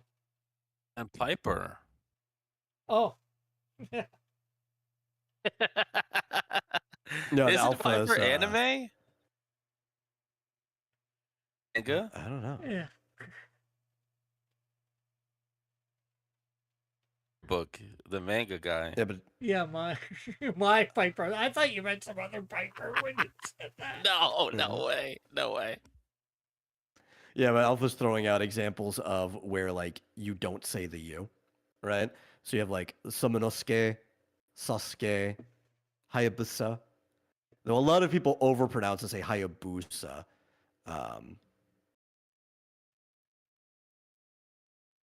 I don't know why these two would be fighting. They'd probably be on the same team. But hey, whatever. Oh. He's talking to one of his girls. He's talking to one of Piper's girls. So Piper got him had. mad. He got one. Oh, I punch can't. mad. I can't say anything. I don't want to give away Yeah, ending to my okay, I manga. forget I said that. It will get done eventually. I've actually got to finish writing that eventually. Alpha says you are just the person with the most points of the year. You get bragging rights. Oh, okay.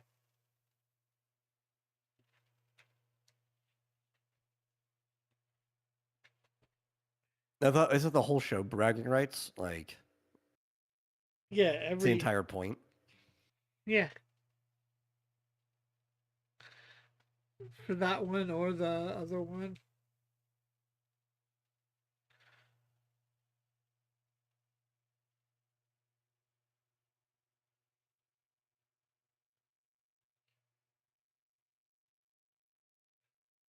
Hmm.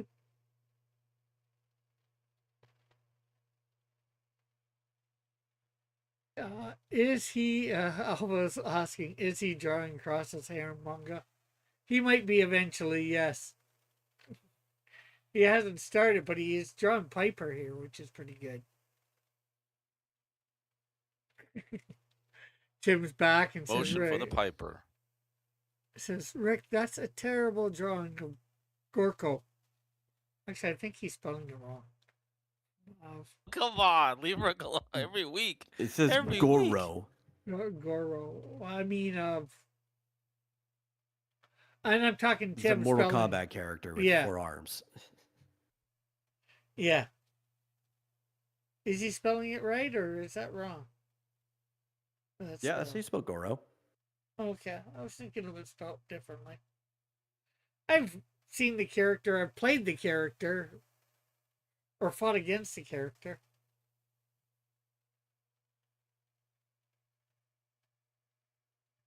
If anything, it's a bad drawing of Shiva, which is the female one who Oh. actually she doesn't always have 4 arms, but she often does too. Well, there is a female version of Goro in Mortal Kombat too. So Yeah. I just Shiva. She came in Mortal Kombat 3. Oh, okay. I guess she's named after the goddess, Buddhist goddess Shiva. Yes, because they are multi-armed. Yeah. They're the same in that regard. Yeah. Tim says, Alpha, when you know Rick as long as a few of us have, it's okay to give him a hard time. Plus, he's a good sport about it. Is it? Is it okay? I don't know. But did Alpha say something about giving me a hard time? If so, it He said something bad. didn't make it into the live chat. I don't know how it made it for Tim to see and not me. Either that, or he doesn't realize that it's roll up here and just assumed it was alpha. Yeah.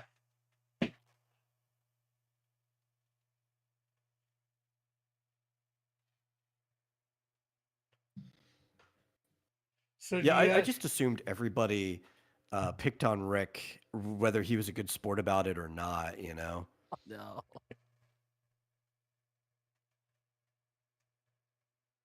Because that's how people have been acting around here since at least when I first came into the chat. So probably before that. yeah. Yeah, Raul's just trying to protect his investment. I'm not like that though. I'm not gonna be putting Rick down. Just. Oh, you're horrible. What? What is this about? Saying that. Tim's like, oh, that's not alpha. My bad.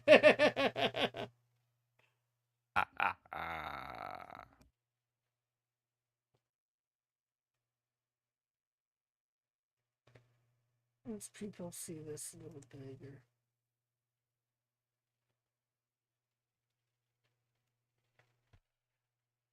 Alpha says, I don't pick on Rick. I just remind him to keep things family friendly. Yeah, but friendly to what family? You know, like that's a good thing you have to think about. Like, what if it was the Adams family? That's a completely different type of family friendly.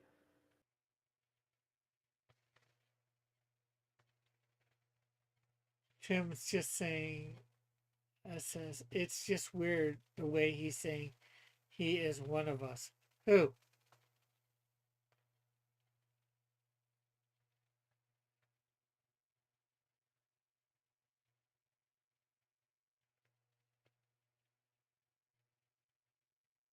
So is he hitting with that flute or is he actually playing it? Yeah. He's trying to like play it. I think he's trying to like control him with the flute. Then One Punch Man is trying to knock it out of his hand with that one punch hit. Alpha says, a 1980s family.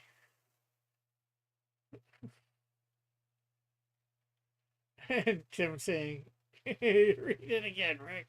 Take your time. It's just a weird way of saying he is. Oh, it's just a weird way of saying He's basically referring to like hazing, right? How like yeah. guy groups will constantly haze each other. Yeah.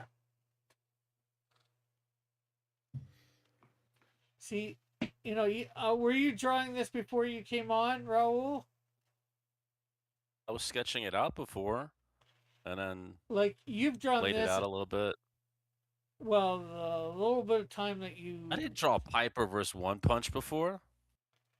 No, like what I more meant, like were you how much longer before you came on had you started this? You know, like Oh yeah. That's like 30 minutes, 40 minutes to come up with the idea, and then I'll lay it out, angles and all that, and get everything connected. Yeah. And then you've been on here like 5-10 minutes. You doing something like this, that's all you're doing in it. You know, drawing something like this based on whatever the topic is of the night. Yeah, right? Manga comics. Manga Mondays. What are Manga Mondays? Yep. No, but I mean on the drawn and quartered thing that we were talking about earlier. Oh, okay, yeah. What's that about? So, like, I know you mentioned it before. But what kind of topic did they have? They have all kinds of different topics. Topic. I'm not sure whether I can get you a link to the Discord or not.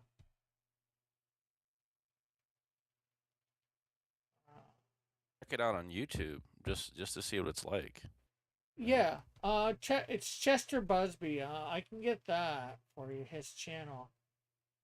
Chester Busby. The third.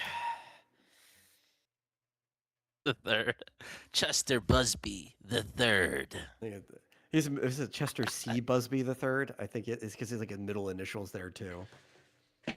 But I don't think the third's in his YouTube channel, but I know his initial is.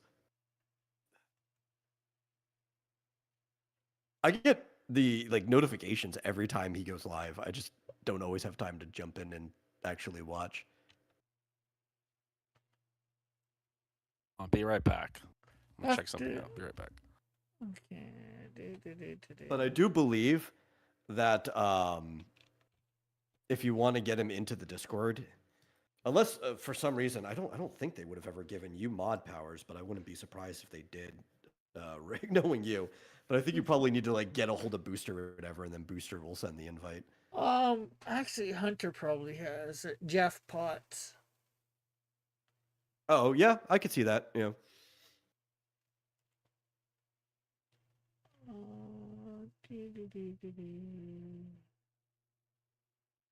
Trying to find Rick, how do you feel about how muscular the Canadian Shield's thighs should be?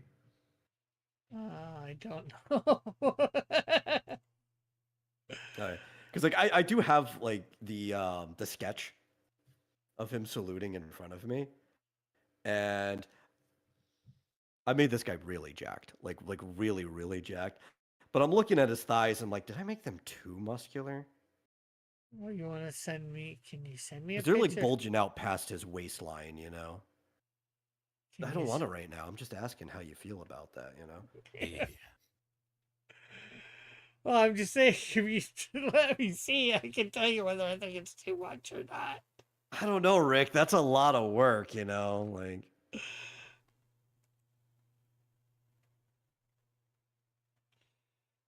Yeah, God forbid you do work, right? Outcast says, hi Tim, hi Alpha. And he says, cool drawing, Raul. Also, I did put, Thank you. me and Alpha put a link in the chat, the YouTube chat for Chester Busby's channel. Okay, I'm trying to find it. But in Discord, Rick. I don't have permission to do the Discord thing. Put a link. This is just to his Oh. YouTube channel. So hopefully, on there, like if you ever want it to get in, you just have to say something there.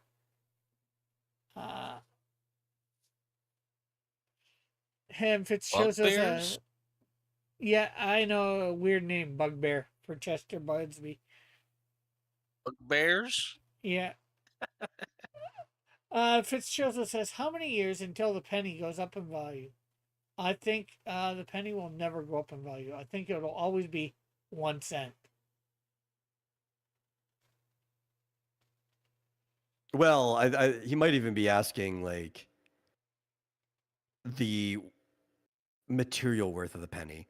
Because right now, the material worth of a penny is worth more than 1 cent, even though you can only exchange it for 1 cent. Yeah, you melt it Because down, the right? copper's worth more than that.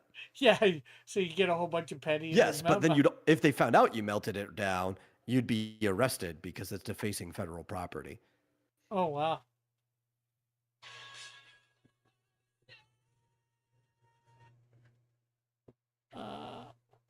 Alpha says last year they stopped printing them. And then. Yeah.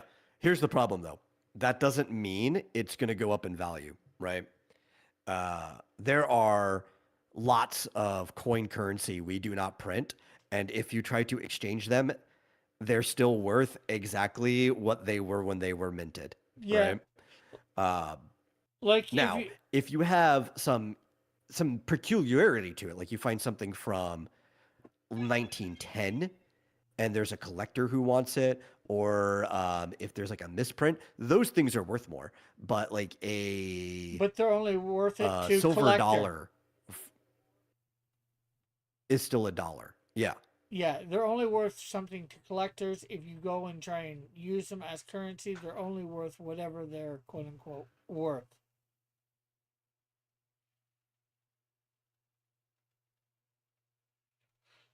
They are still in And it's circulation. worth that because that's what the U.S. minted it as. So they're the ones who certify the worth of that coin. Yeah, for currency. Now, what it's worth as a quote unquote for a collector's item, if you will, that's a entirely different story. Yeah. Uh, It says, does it matter anymore now that pennies are out of print? No. Heck, here in No, it's Canada, like we don't make $2 bills, and $2 bills are still only worth $2 if you try to use them. You know. although you might get a funny look for you guys if you tried to use them.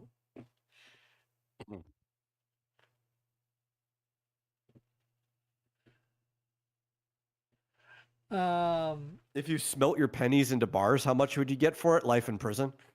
If they did that, they were pennies. Yeah.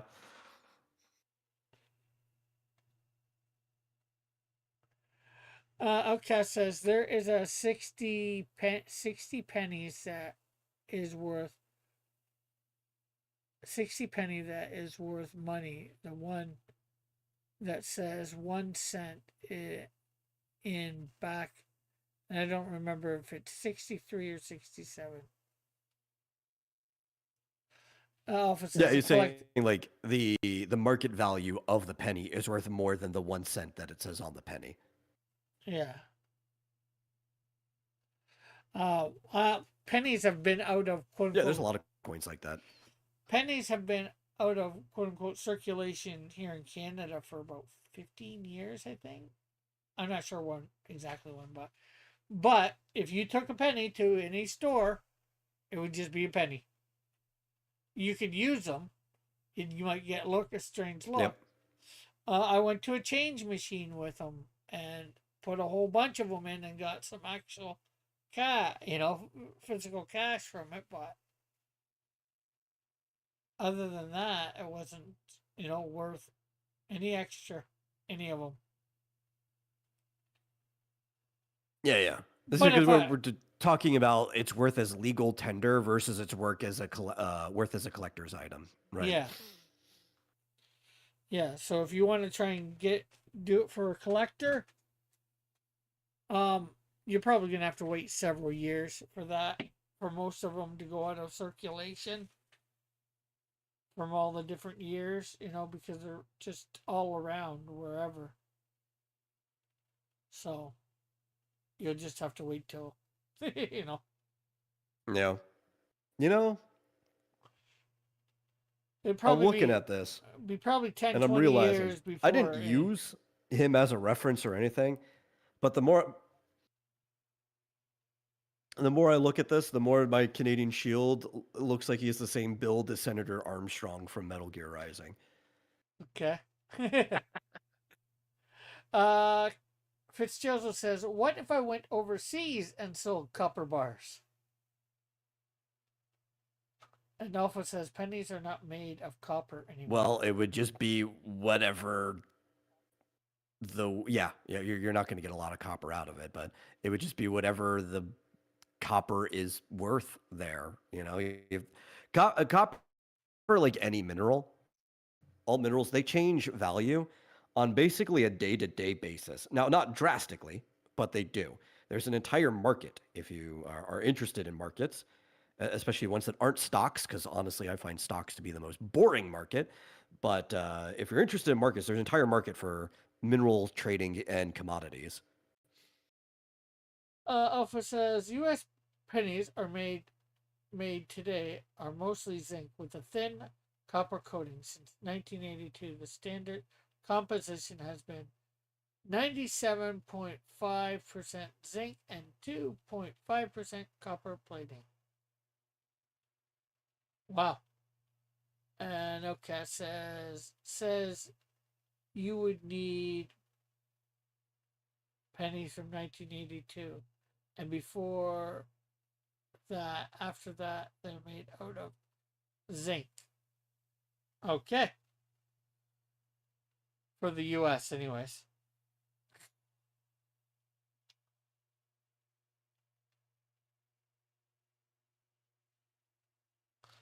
And this piece is looking pretty good, Raul. You, Rick? Yeah, and an undrawn and quartered now. You can even do color if you can get it around to it fast enough.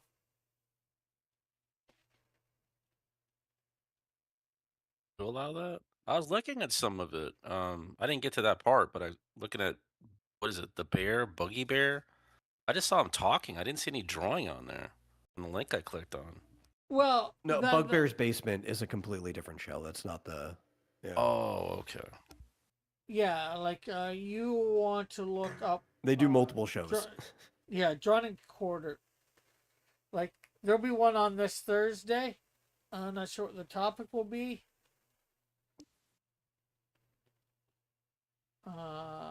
And Outcast says copper's worth 37 to 41 cents per ounce currently.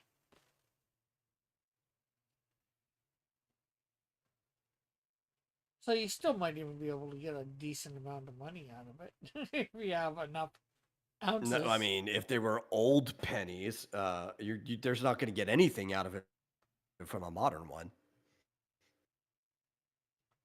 And Alpha says to go to his live video section when you're on that page. My videos.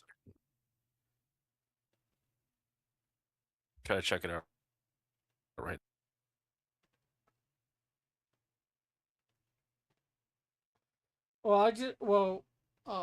Outcast was saying there's like 2.5% copper in it. Question is, how much is zinc worth then? Yeah, they're still not going to get much out of that at all. Zinc? There's the reason why they mint stuff out of that. I think today zinc is worth what? Like 0.1 cent per troy ounce? Like if you want to get any value out of zinc, you need to be selling it by the ton.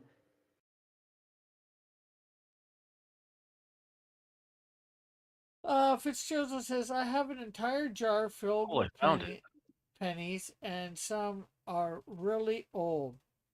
Well, what do you mean by really old, first of all? And you'd have to separate them then, I guess. And how big is the jar? Because you could have a jar this big, or you could have a jar this big. Alpha says, I take zinc supplements.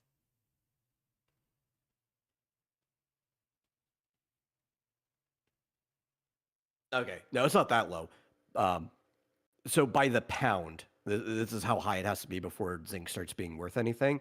It's about $1.50 a pound, and a pound of zinc is a lot of zinc.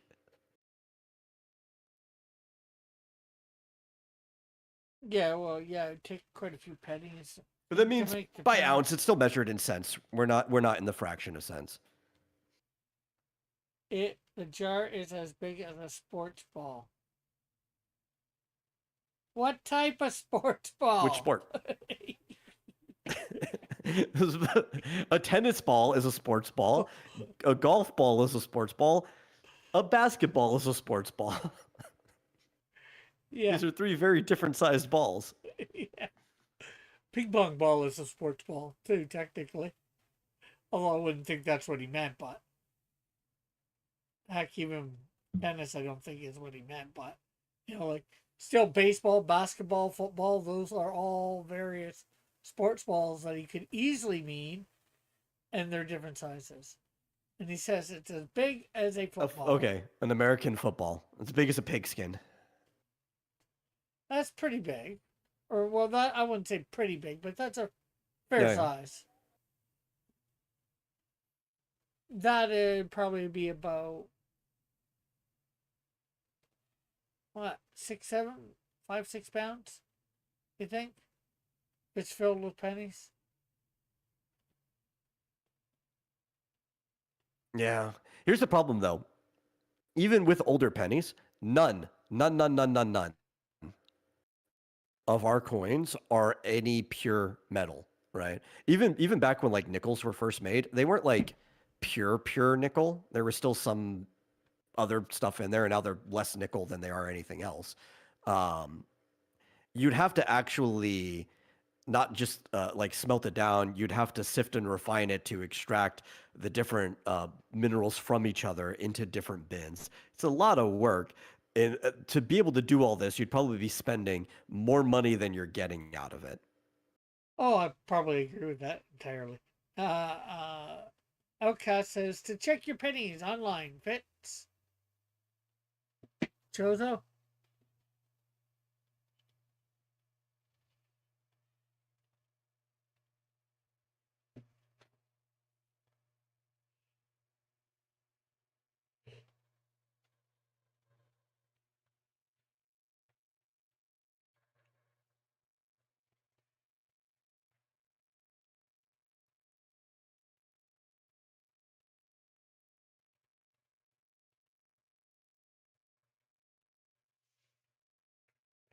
You're gonna have to send this one to me too, so I can color.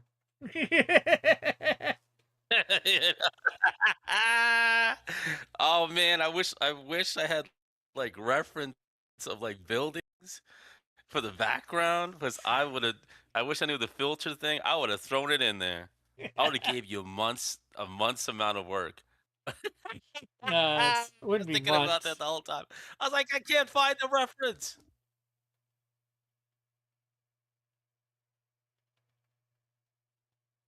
The-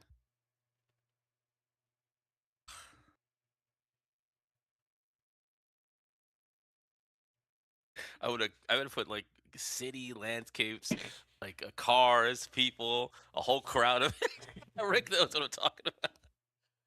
Yeah, just because of my thing on Saturdays coloring up thing. Uh,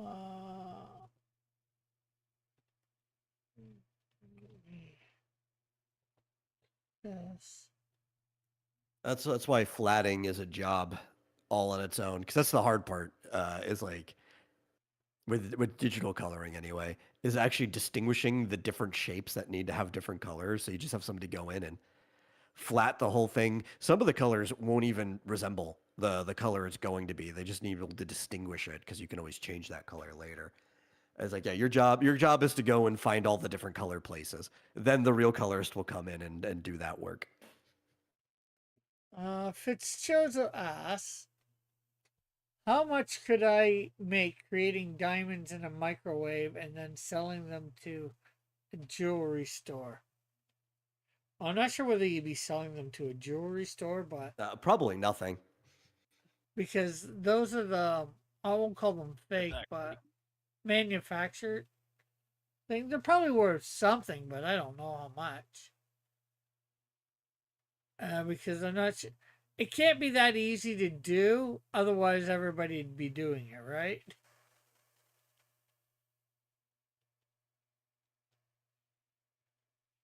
Oh yeah, yeah. You need like an industrial microwave reactor to be able to actually make those fake diamonds.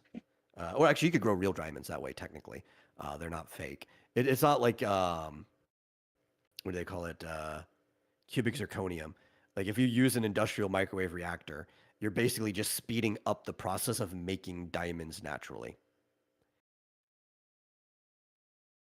You would not be able to do this in a microwave at home. Fitzchosa says, I know diamonds have no intrinsic value. And then Alpha says, you would have better luck at an art and craft fair. Yeah, yeah. Or like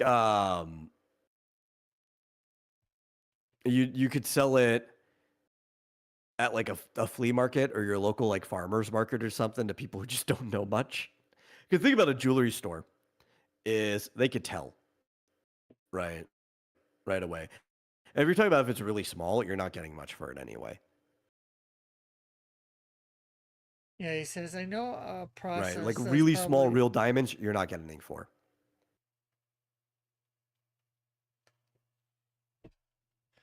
Yeah, it would depend on the carrot, really, as they call it. Now he's putting it in filler background, city background. But anyways, showing off. This is page the starting of page 3 of more than the starting of page 3, but quite a bit done of page 3 of Snow Joke 2, done by Like, if you Awful can Prose. get a single carat of natural diamond, you could make like 4 grand off of it, but I just don't know if that's going to be possible. I don't know if it's going to be worth it. Well, could you get half a carat? 2 grand? Even a quarter carat? A grand. And he's got Dillard's Yeah, yeah, pits. well, yeah. He's got Dillard's picture here. Hello, Lord Bra. I have You a could sell question. half a carat. Let's see. Lord Bra is here, and he says, I have a question. What got you into making comic panels? Well, comic books.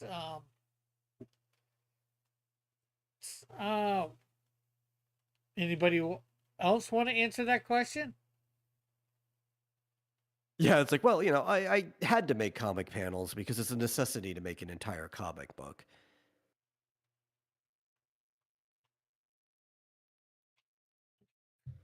Hey, Rick, what made you want to make comics at all?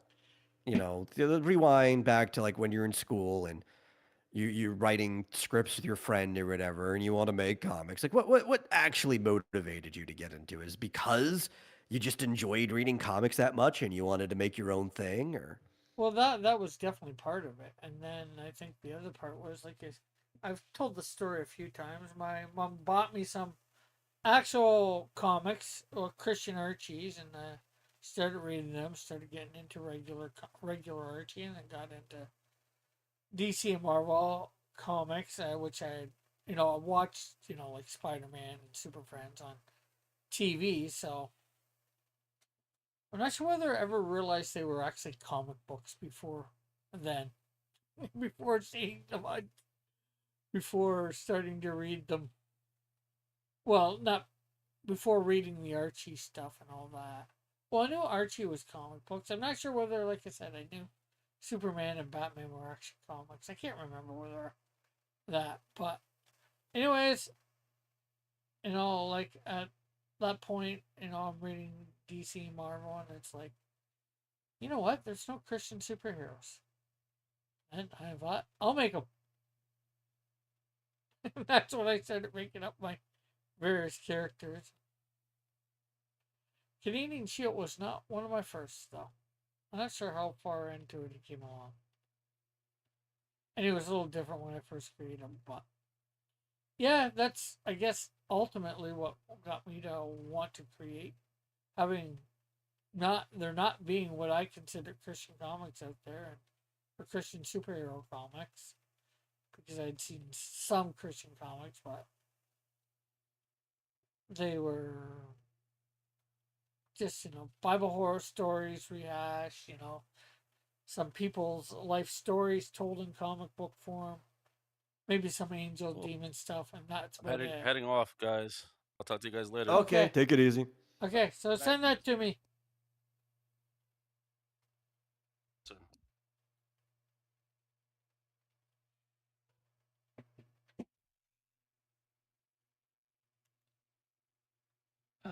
Did the wrong one there,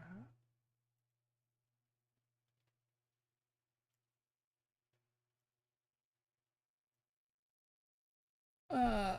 I mean, there's Bible Man, but nobody really cares about that. Well, Bible Man, he was more TV. I think they made some comics maybe afterwards about him, but Bible Man is like ultra corny for a Christian superhero.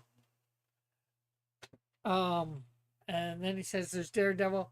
Again, Daredevil is Catholic. I wouldn't really consider that strictly Christian necessarily. And sometimes it's the focus of the character and sometimes not. And as much as I don't want it, I want the Christian aspect to be somewhat of the main focus of the comic, but not at the same time, if that makes any sort of sense. I Yeah. want, There was the very briefly, like, short run of the Illuminator back yeah, in like 93. yeah, 3 comics. I got all of them, Yep, that's it. That's all you got. and that was actually put out by And that's Marvel. probably one of the only ones. Yeah, it was by Marvel. I Uh, think that's probably one of the only things that would consider in a similar category to the type of stuff that you're doing. no, Catholicism is not the basis of all modern Christianity. Fitzgerald. Uh, the New Testament is the basis, and Catholicism didn't come around till about 400 or 500 years later.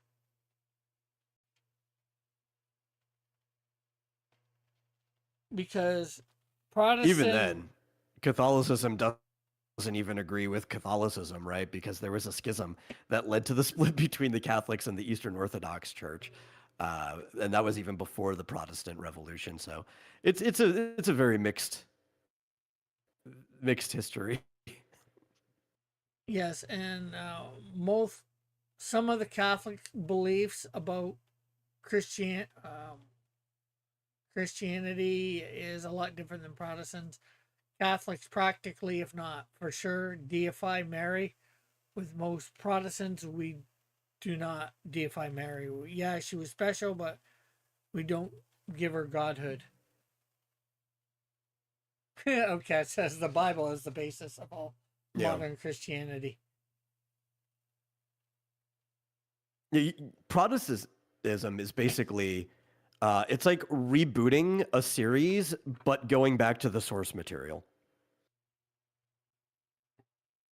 That's like a way to look at it, you know. It's like it's not directly a continuation. We're like, we don't like the way you guys were doing it. We're going back to what you originally based your stuff off of. Or what your stuff was supposed to be based off of. Yeah.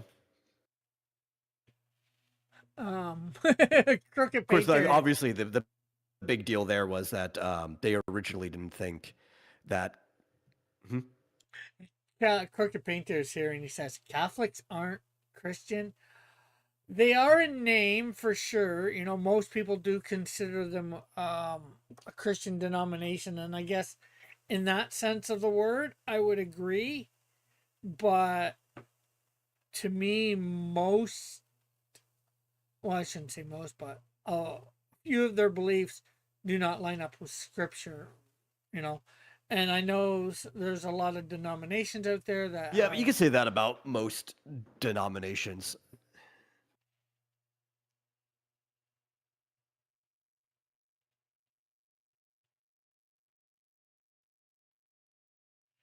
Fitzgerald says, I don't see Jesus or Mary as deities, but prophets according to my book. Well, Mary wouldn't even be a prophet. She was just a good woman that got chosen by God to birth Jesus.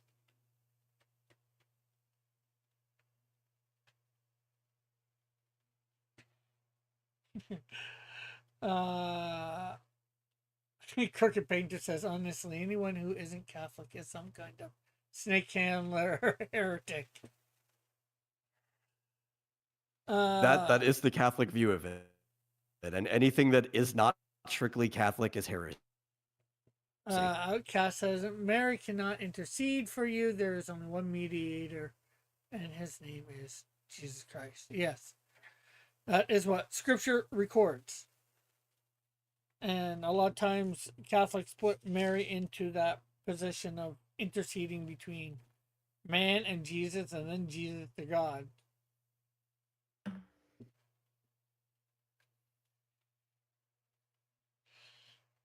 And then Outcast asks if it's a question, which I'm not sure whether he's going to answer or not. Which he doesn't have to if he doesn't want to. But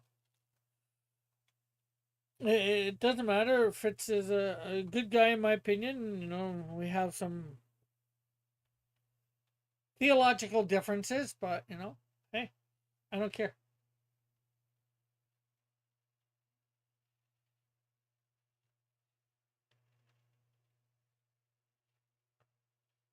Outcast says, surprised you knew enough to figure that out. Thank you, Matt. Alpha says, I watch a lot of David Wood. I'm not sure who David Wood is. I've seen quite a bit of his stuff.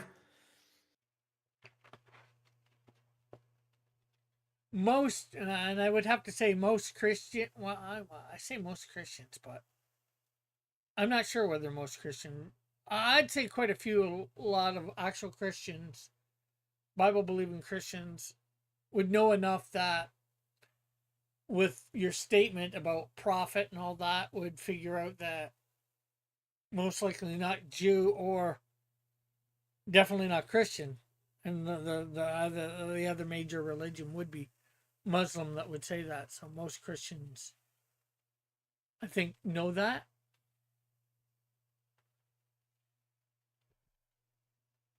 Well, there are reformist Jews that respect that Christ was probably a prophet.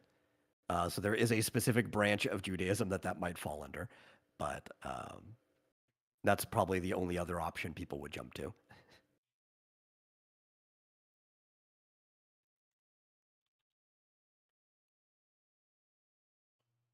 Mm,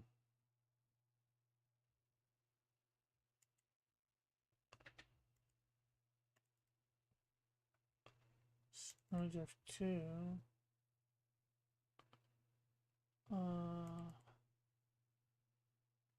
Uh, Fitzchozo. Both of them here watch Apologetics Roadshow.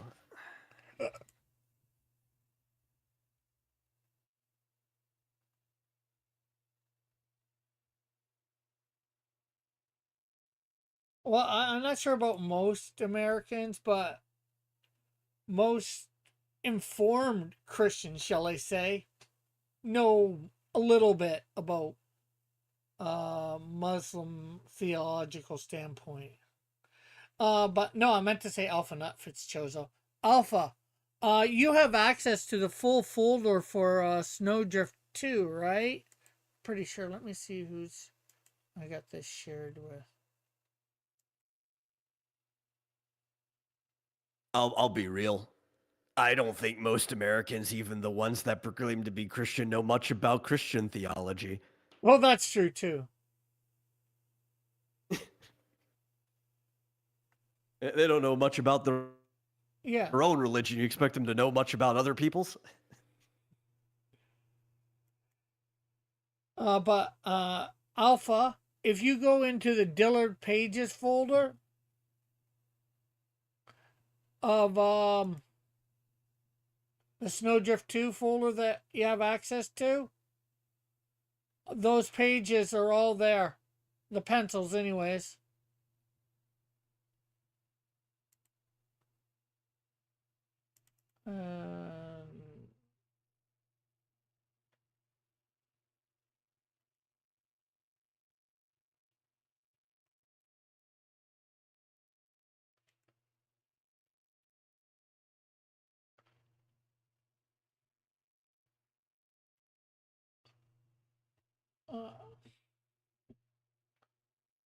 Okay.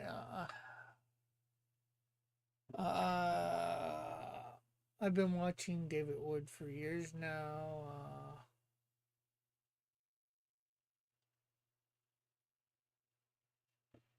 Yeah, they've been up there for a while, Alpha. But yeah, okay, anyways, Crooked says definitely true to something I have, Quran. All you have to do is read to learn about the religion. Yeah. They are culturally Christian, I guess. He's going with what either Fitzchozo was saying or what you were saying. And then he's thanking me for giving him the stuff. And then But I think that's the case for most people of most faiths through history, right? Like, the average person will maybe do the the actual traditions, the rituals, and stuff like that because it's part of their daily lives. But like somebody who's so busy farming or doing some other work that they need, a lot of them probably couldn't tell you the minutia of the faith that they practice. Just like this is what you do at this time of the year or this time of the day, and they kind of just culturally live out that life. Yeah, like probably most non-evangelical Christians would be that way, and then there's definitely a lot in evangelical Christians that would be that way too. But I think probably half of, maybe that's too much of giving them too much credit, but or us too much credit.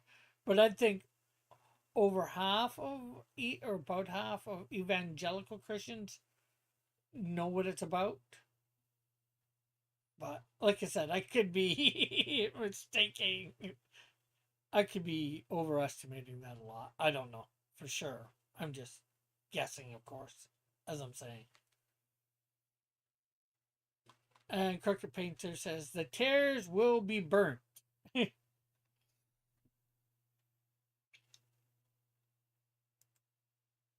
So yeah, I was showing that off. I don't need to show that off anymore.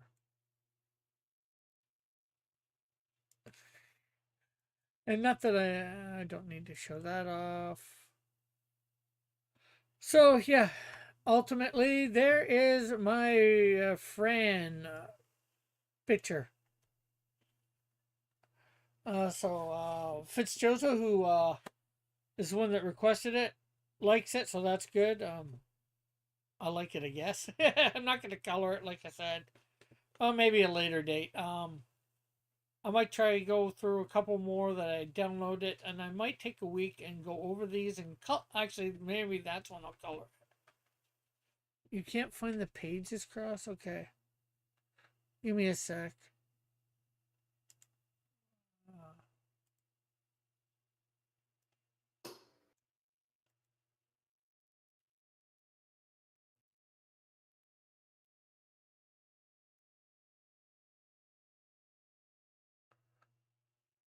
Okay. Browser.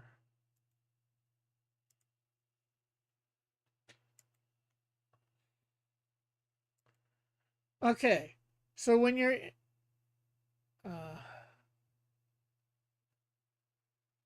modern Christianity is paganism with a Christian skin over it. It's the monetary.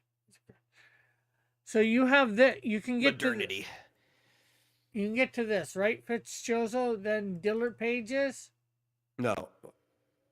Alpha. You're Alpha, talking alpha, Alpha. alpha, alpha, alpha. I was saying Fitz again, wasn't I? Yeah. Sorry, Fitz. I meant alpha.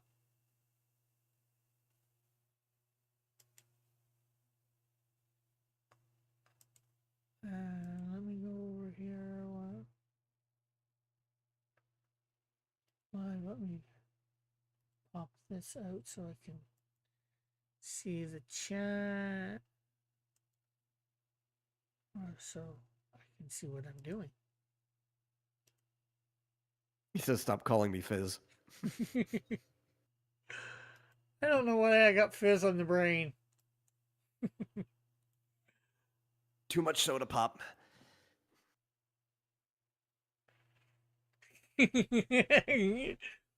Alpha says almost at the exact same moment, you have fizz on the brain, Cross.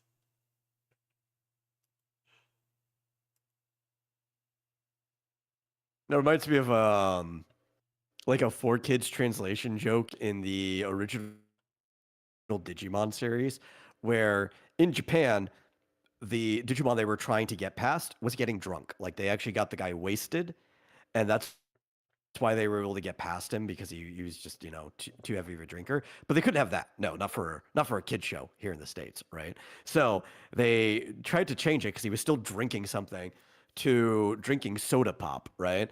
And the whole thing was like that the fizz went straight to his head, and that's why he got woozy, which clearly makes no sense whatsoever. But they had to try to figure out something because they wanted to censor the show. Oh, he's saying he needs to pages from the first Snowdrift.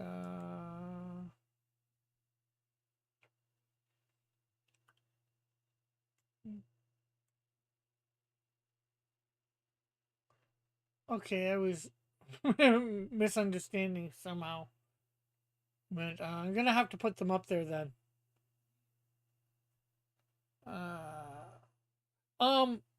With the PDF, can't you? You should be able to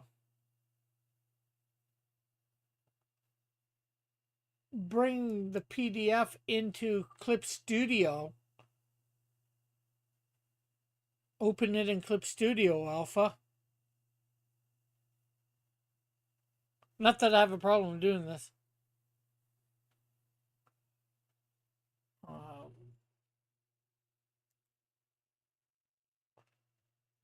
Where am I doing now?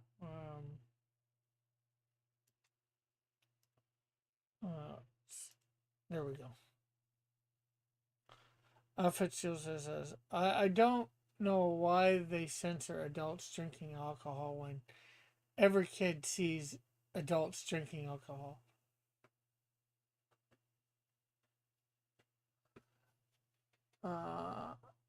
In the Alpha says, in the TV airings of Dragon Ball, Jackie Chun's drunken fist was called Mad Cow Technique.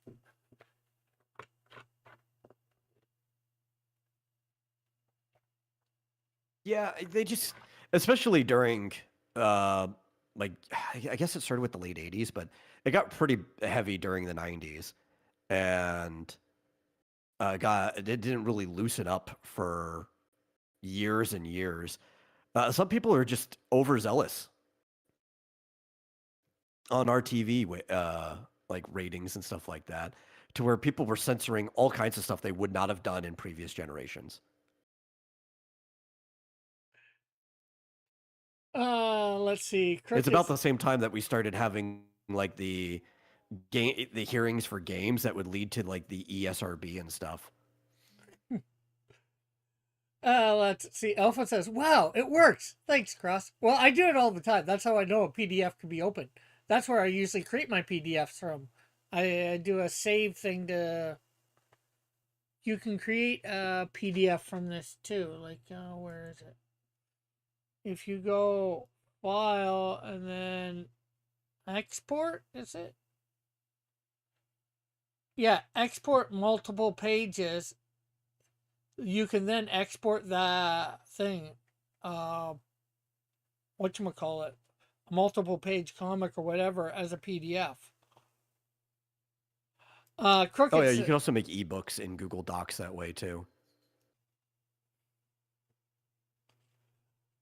Crooked says, be sure to leave the room for Crooked to be something degenerate. I was in church in the last book.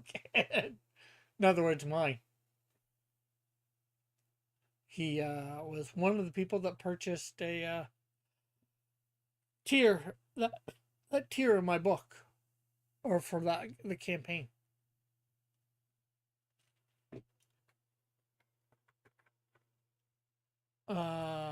Fitzgerald says, do they have to censor the booze in Dumbo? I don't think they did originally, but they do now. Apparently, well, probably now they do. You know, Dumbo's old enough that they weren't censoring back then, but for a while that scene was explicitly missing from TV airings of it, which works for them because often to be able to fit commercials in, you had to cut some content from TV airings anyway. So you're like, yeah, that's a scene we can cut. I believe, though, the Disney Plus version was censored for dumb reasons recently, but due to backlash, I think they undid the censoring and just put a warning beforehand, like the trigger warning for people, which the studies show trigger warnings do not actually help people that have issues with things. It actually just makes things worse. Exposure therapy is the best way to get over any problems that you have. But I think I heard that was one of the ones where they undid the censorship, which the thing they were censoring in the recent Disney Plus version were the black laborers at the beginning of the movie where there's like a song or whatever. Like they just completely deleted that song out of the movie altogether for stupid reasons.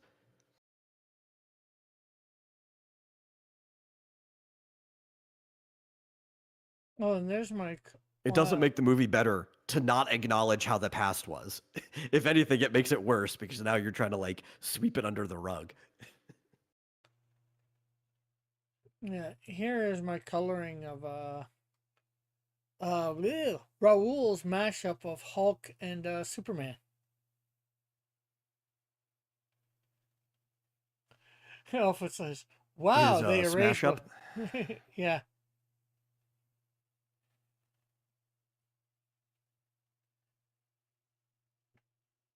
Oh, Hulk and Superman. So I was when I originally thinking. They also about tried to censor the crows.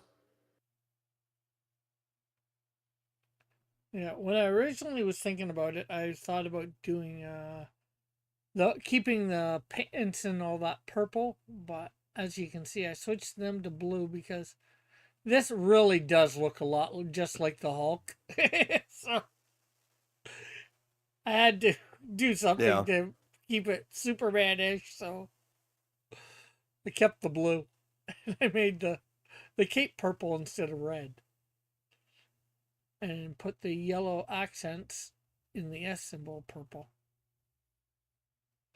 And it still looks more Hulk than Superman. It just looks like the Hulk is wearing the super symbol. The S symbol.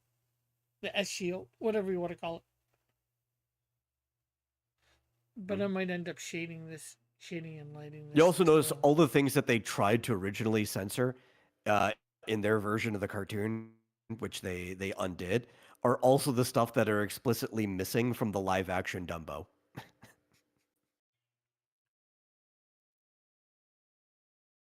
Uh, Fitzjoseph says, I plan to use the crows in Goofanoid, not like Disney would sue me as that would acknowledge they exist. Well, you can just claim it's two crows, anyways. So, two crows talking and acting, very similar. I don't think they could do it. Not even sure whether they could do anything about you putting two crows in like that. They're crows. You just don't call them Heckle and Jekyll. Or I don't think that's what their names were in that. I'm thinking of a different comic. Yeah, I would say just don't put two magpies in there. Yeah, Heckle and Jekyll were magpies, which are in the Corvid family. They're closely related to crows, but they're separate. Yeah, but they might even be public domain by now too. I'm not sure. It's I don't know. Outcast How old are says Heckle and Jekyll? the incredible up and away. It was a Jom. It was Jom the Crow.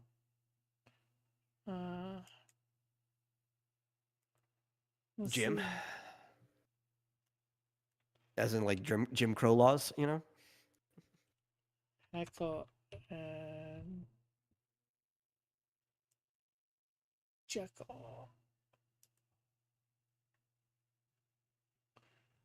Terry Tunes, 1946 is when they first appeared.